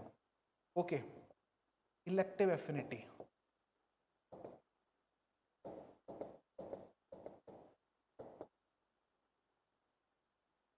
Elective affinity. Affinity मतलब जो प्यार का रिश्ता होता है. Okay, the affinity that we have between hydrogen and oxygen, that is why we have water. Okay, similar kind of affinity we have between Protestant ethics and the rational capitalism.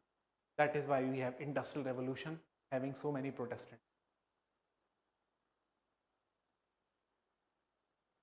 Elective affinity.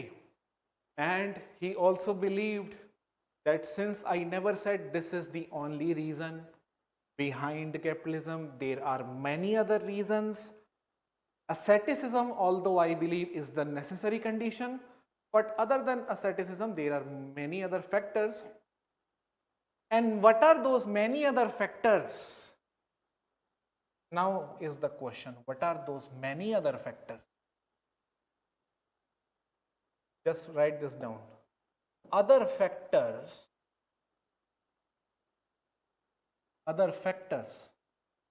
responsible were: first, asceticism, that is the necessary condition.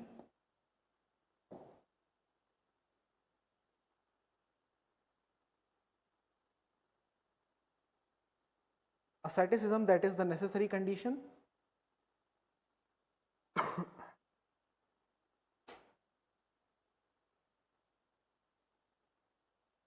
Second, formal laws. Formal laws. Laws have to, without laws there cannot be regulation in the industry. Okay, laws have to be there, formal laws, legal laws. Okay. Just a second.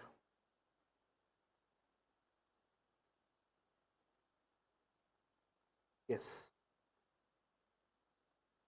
The third would be appropriation, what Marx believed, okay, as the only condition.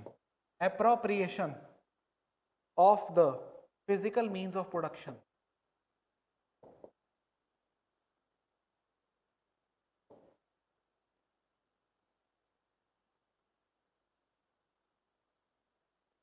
Appropriation of the physical means of production was also one of the conditions. Okay.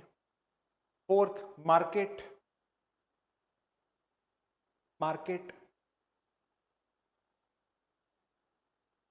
trade. Okay. So these are many other conditions which could be said to be relevant, correlated to the rise of rational capitalism, but largely it was the meaning, social action of the individuals which they had, because trade, market, laws have been there in all the parts of the world.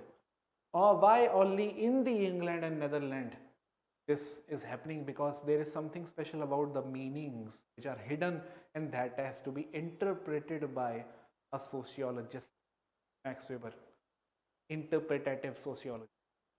Okay, this is what he did, found a relation between these two. So now you understand everything.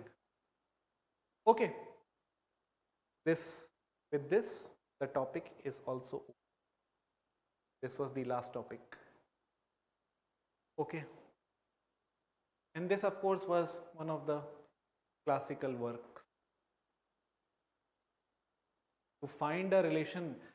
Basically what Weber said is that economy is coming out of religion. This was a critique to Marx. Marx believed religion justified economy.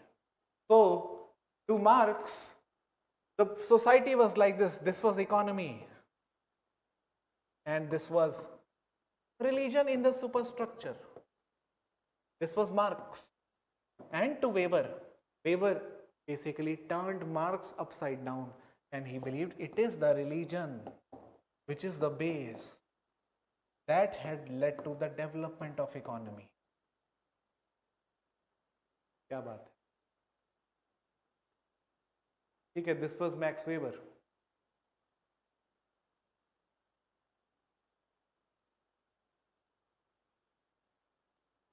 Sir, elective affinity did not get, is it like adequate causality? Elective affinity, भाई सीधी सी बात है. Elective adequate causality का meaning क्या होता है? Adequate causality means this is one of the factor. Adequate causality, not the only factor. This is not a mono causality. Adequate, this may be one of the factor responsible for that. So there, of course, there may be other reasons as well. Okay, and adequate causality also implies multi causality. Okay, but one of them would be adequate in the sense asceticism is adequate enough as a condition. Okay, as far as elective affinity goes, in the sense there is a relation between these two, a subtle relationship. It is not that one is leading to the other or the other is leading to that. Both of them are interdependent, conjoined with each other. It's like conjoined twins. You cannot separate them. You cannot see a causal relation between them. It's a conjoined twins. Okay, basically two sides of the same coin. That is what elective affinity would be. Okay, yes, hand in hand type. ठीक है, तो जब hand in hand होता है उसमें cause effect नहीं आप देख सकते हो. Okay, you cannot talk about causal relation. It's like hand in hand relation. Okay, so this is what Weber did. Now, of course, when Weber did this, he had to face critique also. Please explain legal rational capitalism again. अरे पूरी कहानी खत्म हो गई, अब क्या बचा? साजिद, पूरी कहानी खत्म. बचा क्या है? अब नेक्स्ट सुनो, ठीक है?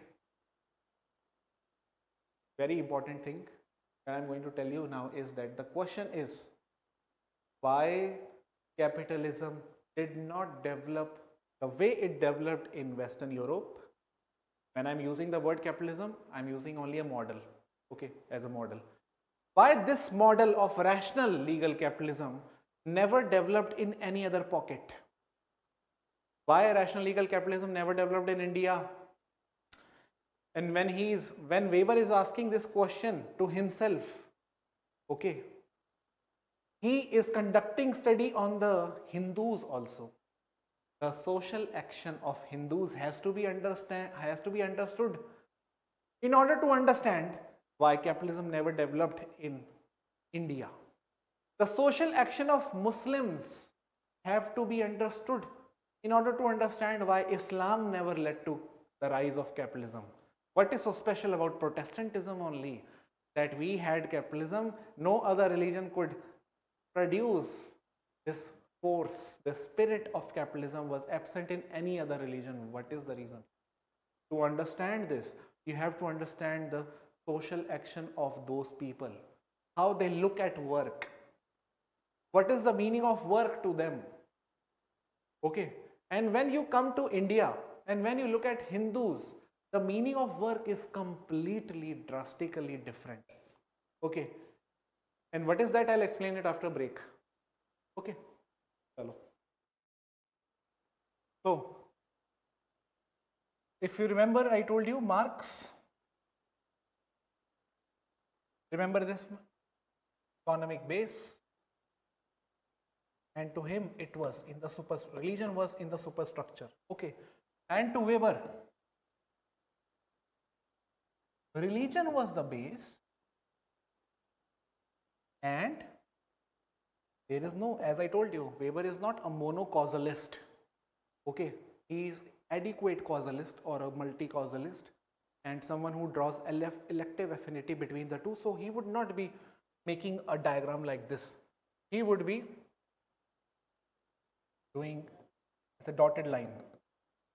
Okay, the probability, adequate causality, and herein lies the multi-causal and the adequate causality. Okay, this is elective affinity between the two. It's like organic relation. Elective, something is there between the two. Okay, that has to be understood by understanding the social action of Protestant. Okay, so this was all about Max Weber. Now the question remains, what is the problem with Hinduism? Acha, one more thing. We will study Hinduism, not Islam or Judaism. Why? India is not only about Hindus, we have Muslim, we have Jews also, by the way. We have Buddhists also, Jains also. But why are we going to limit ourselves to Hindus? Unfortunately. Unfortunately, because the fact is, if you look into Indian societies, sociology, Indian sociology's paper 2, that is also about Hindus. We have to study caste system. That is not a system of Islam or Buddhism. Buddhism actually challenged caste system, but we unfortunately study caste system. And that is why Dipankar Gupta, Yogendra Singh, there are many scholars who call Indian sociology as Hindu sociology, not just Indian sociology. Okay. But anyway, we are not going to go into those details. We are simply going to limit ourselves to Hinduism. What is the problem with Hinduism? You know, to Max Weber, Hinduism is nothing. Hinduism is just an Indian Catholicism. Okay, Hinduism is Indian Catholicism. The same Catholicism against which Protestants developed. That is why I taught you Buddha. Buddha actually developed against Hinduism only. Okay, so there is a relation between the Brahmanism that we had and the Catholicism that they had. Okay, and both had similar doctrines, almost similar doctrines. If you look into Brahmanism and Catholicism, both share similar doctrines. For example, now what Max Weber is going to do? Max Weber is going to form ideal type of Hinduism because he says, I am just an individual. I cannot know Hinduism in totality, but I would highlight certain accentuated features of Hinduism. Okay, so he developed ideal type of Hinduism as well. तभी इसको methodology बोला जाता है. This is the way he studied. Through this was his method, ideal type. Okay, adequate causality, elective affinity, Peshtihan, these are his methodologies. Okay. Now, when you study Hinduism, you see few elements. One of the elements is karma dharma theory.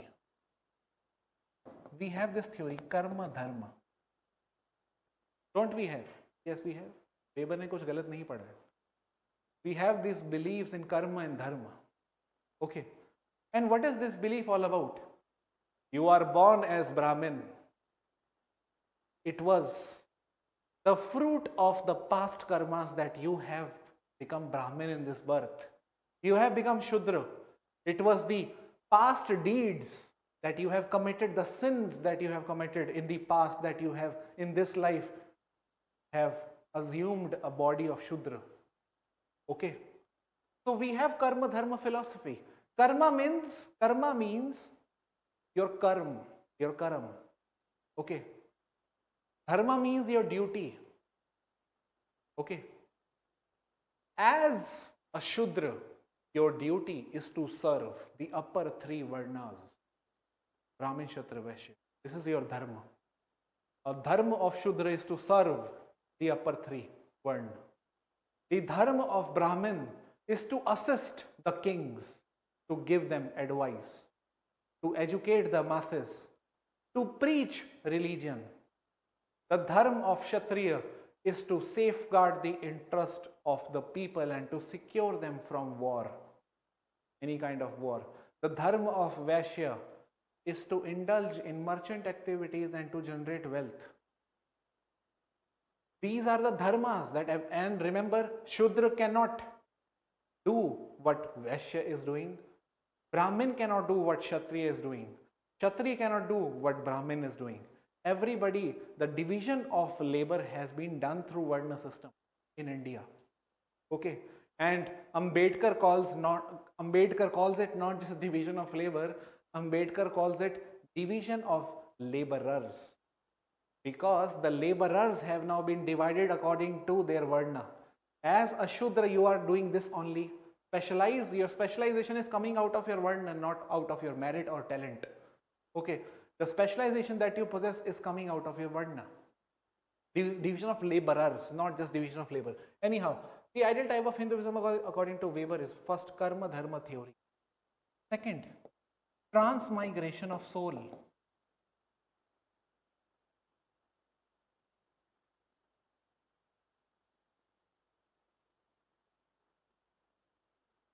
Soul is a transitory phenomena. हम इस दुनिया में जन्म लेते हैं. Okay, we take birth in this life. Body is just made up of certain essential elements, earth, fire, air, all those things. It is the soul that is going to decide your fate. Okay, and soul has to be kept pure. Okay, body में कुछ नहीं रखा, worldly pleasures में कुछ नहीं रखा. Okay, transmigration of soul. And since there is a belief in soul, that is why we have belief in rebirth. Rebirth. The belief in rebirth.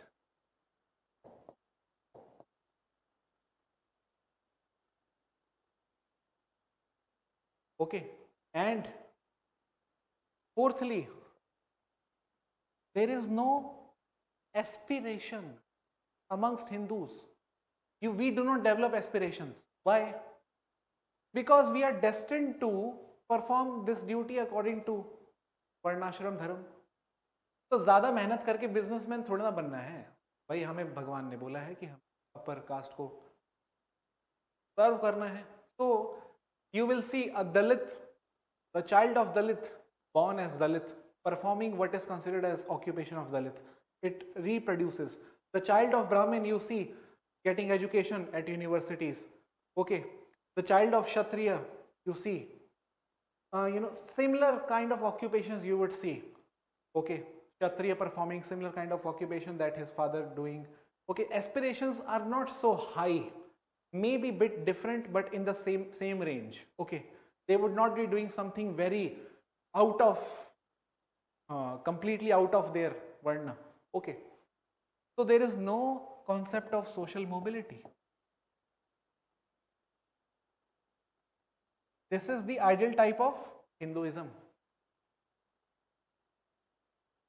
Now, if you do not have aspiration, if you do not have ambition, you are not going to work beyond your varna, and you also have belief in afterbirth कि इस इतना पैसा करके क्या करना है. अब पैसा क्या है, मिट्टी, ठीक है, ये सब लेके कहाँ जाओगे, ऊपर ही जाना है. जब जाना ही ऊपर, इतना पैसा करके क्या. जैसे you know when you see your friends earning so much, okay, then you say कहाँ लेके जाओगे इतना पैसा. ये हमारा कमेंट होता है, दे दो हमको, ठीक है.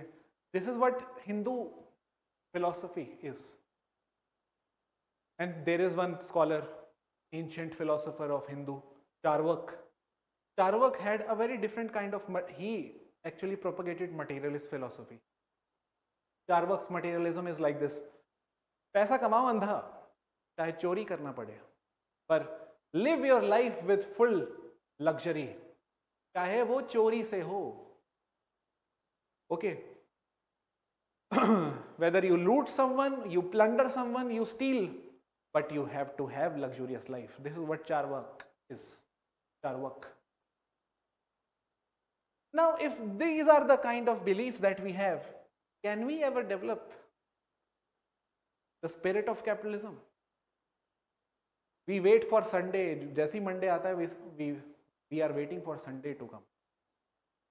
ठीक है, Monday आते ही लगता है कब, ठीक है, खूनी मंडे, ये गाने भी बन चुका है इसके ऊपर, ठीक है. तो we do not have labour commitment. हम काम पे जाते ही वेट करते हैं कब जल्दी निकले यार, ठीक है, टाइम देखते रहते हैं कब जल्दी खत्म होगा. So we do not have commitment to labor. But Protestants are not like this, because the more they work, the more they feel that they are getting closer to their destination, that is heaven. Okay, so they enjoy, they feel pleasure in the work, but we curse work. We are concerned only about paycheck. महीने के आखिर में आएगा, एक तारीख आते ही party करेंगे, ठीक है. So we are more oriented to party, not to work. This is why Weber believed Hinduism is Indian Catholicism. Okay. So this was all about Max Weber. Now if you have any question, because in the next class we are going to begin with Talcott Parsons. We will also criticize Max Weber. Okay, hardly 20 minutes I'll criticize. It will take my time. Next class we are going to begin with Talcott Parsons. And also remember, now we are going to pick up speed. Okay. Talcott Parsons. Now you can note down the schedule also. Talcott Parsons, I will take 2 classes. Okay. Talcott Parsons 2 classes. Robert Merton 3 class. Okay. Mead half an hour. Okay. Mead is only half an hour.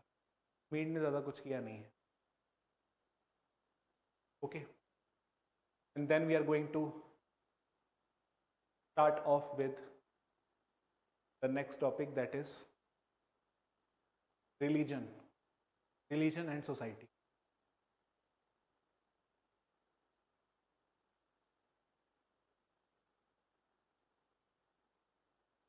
Meeting end हो गई.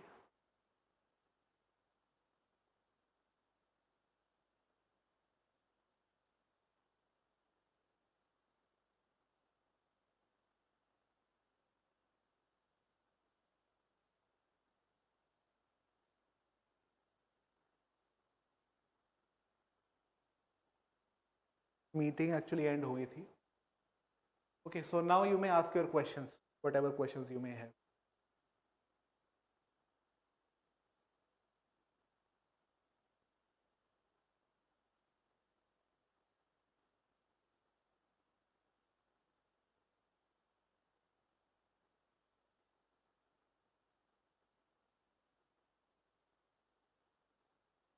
Okay, let us see your question. Schedule is Talcott Parsons 2 days, Robert Merton 3 days, Mead half hour. Okay. Religion and society, write down religion and society.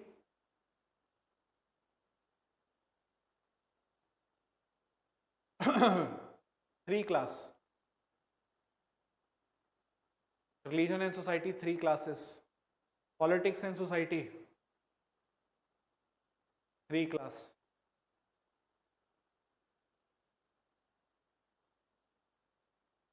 Stratification, four class. Stratification, four class. Family kinship, one class.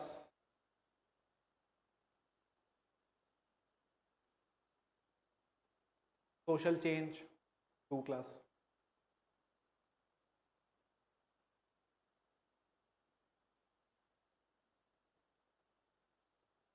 Now let us see your questions. Basically, my target is to begin paper 2 by 10th August. 10th August, we are going to begin paper 2.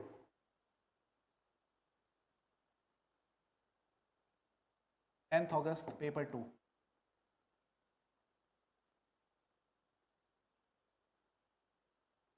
अब बताओ, कोई question है तो पूछो,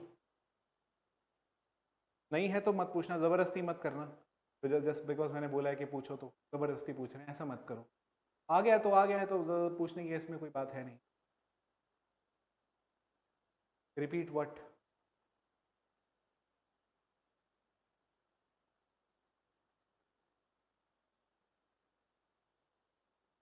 हाँ, comparison इसके बाद होएगा ना। Is legal rational capitalism accumulation of wealth by profit? Yes. Unrelenting pursuit of wealth, unrelenting pursuit of profit, reinvestment. Okay. Karunesh Maurya. Did Protestant class were in England and Netherlands only? Yeah, largely it was there. See, for example, ऐसे सोचो ना यार तुम लोग, can you see that Hinduism is only in India? But largely तो India में ही है. Okay. If I ask you where is Islam, बड़ा वेग क्वेश्चन हो जाएगा, लार्जली हमें बताना पड़ेगा कहाँ कहाँ पे है। उसी तरह लार्जली प्रोटेस्टेंटिज्म इंग्लैंड और नेदरलैंड में ही, ऑनली की बात होती नहीं है। सोशल वर्ल्ड में there is nothing like only. Protestant India में भी हैं कुछ लोग, अब ये थोड़ा ना हम बोलेंगे कि अब लार्जली देखना पड़ेगा। और कोई question?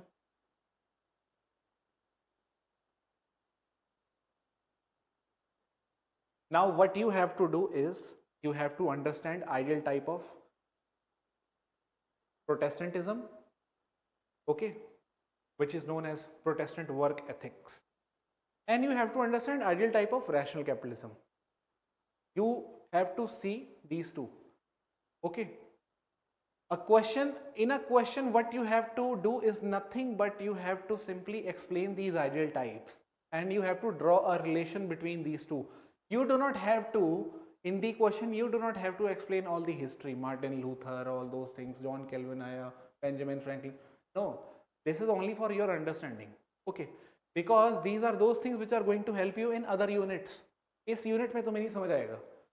When I'll teach you agents of social change technology, by the way, one thing that I missed out, okay, जो कि इतनी बड़ी नहीं है, but somehow I believe should be known to you. Before Martin Luther also, there were many people who had challenged Catholic Church, okay, but why Martin Luther is singled out? Because Martin Luther actually took advantage of printing press. Printing press was a technology, it was a discovery, very recent discovery that had taken place, and Martin Luther, by translating Bible into German, had published 2 lakh copies. In those times, to publish 2 lakh copy was a big thing. In 1530s, you are publishing 2 lakh copies. 2 lakhs copy were published, printed, and those were colorful copies. Those were not black and white. जैसे हम तो यहाँ आज की date में black and white पढ़ते हैं, वो उधर वहीं से कलरफुल था सब कुछ, ठीक है। तो 1530 में कलरफुल प्रिंट्स, वो भी 2 lakh, and people purchased those copies. And printing press, was a technology that actually led to awareness about Bible. And therefore printing press as a technology is very instrumental for us to understand social change. If there was no printing press, people would not have been aware of what actually Catholic Church does and what actually lies in the Bible. So each and everything is important for us to understand. Tomorrow I will teach you agents of social change. So technology is an agent of social change. The religion in itself is an agent of social change, because it was only because of Protestantism capitalism took shape. So Protestantism had adequate causal relation with rise of industrial revolution. So there is a causal relation, and therefore religion in itself is an agent of social change. Okay. Sir, is Weber a pseudoscientist as all theories are irrefutable adequate causality? See, the fact is, you cannot call Weber a pseudoscientist. Why? Because Weber never said this is why capitalism developed. He never established a determinist relationship. He is not a causal scholar, monocausal scholar. So therefore you cannot say that he is determinist. If he is not determinist, how can you call him scientist or a pseudoscientist? Okay. But scientist you definitely still can call him, because to Weber, whatever research that he had done, it was very rigorous to understand social action in an objective fashion. Okay, to form ideal types of the reality, to study reality through models. This is what scientists do, and he has been doing all these things in an objective fashion, not letting his values come in. He is forming ideal types, maintaining objectivity in a new fashion, and therefore he is a scientist. And he clearly says sociology is a science of social action insofar it is concerned with the causes and consequences of social. You cannot call Weber pseudoscientist, never. You may call Marx pseudoscientist because he was determinist, although you will, when I will teach you comparison, you will come to know Engel defended this thesis when people were criticizing Marx, calling him economic determinist. Engels came forward and told why he is not economic determinist. Okay, Engels, अभी Engels भी आएगा आगे, मैं बताऊंगा तुम्हें कैसे. So according to Weber, capitalism was not exploitative. Not at all. Exploitation का तो सवाल ही नहीं उठता. Okay. I mean, see, the fact is, Weber is looking at capitalism in a very different fashion. And you know, when you say capitalism is exploitative, you are looking at capitalism through Marxian perspective. Remember, you are not looking at capitalism in an objective fashion. You are looking at capitalism through Marxist goggles. Remove these goggles, put on the goggles by Weber, then you see capitalism in a different reality. There is no objectivity in social world. You put on Durkheim's glasses, you see very different idea of capitalism. Okay. You put on the glasses of Adam Smith, you see capitalism through very different reality. There is no absolute reality in social world. These are all perspectives. Okay, chalo. We see you on Monday, and your test copies would be released this Sunday, the next Sunday. Okay. Results are in process only. बहुत copies हैं क्योंकि time लगता है. 100 more than 100 copies, it takes 1 hour at least to check one copy. That means 100 hours I have to give. And 100 hours को calculate कर भी लोगे तो भी Sunday को देना भी बहुत जल्दी है मेरे लिए. ठीक है? No, there is no class tomorrow. Tomorrow is off. But Monday onwards we are going to have class from 1:30 p.m. 1:30 to 4:30.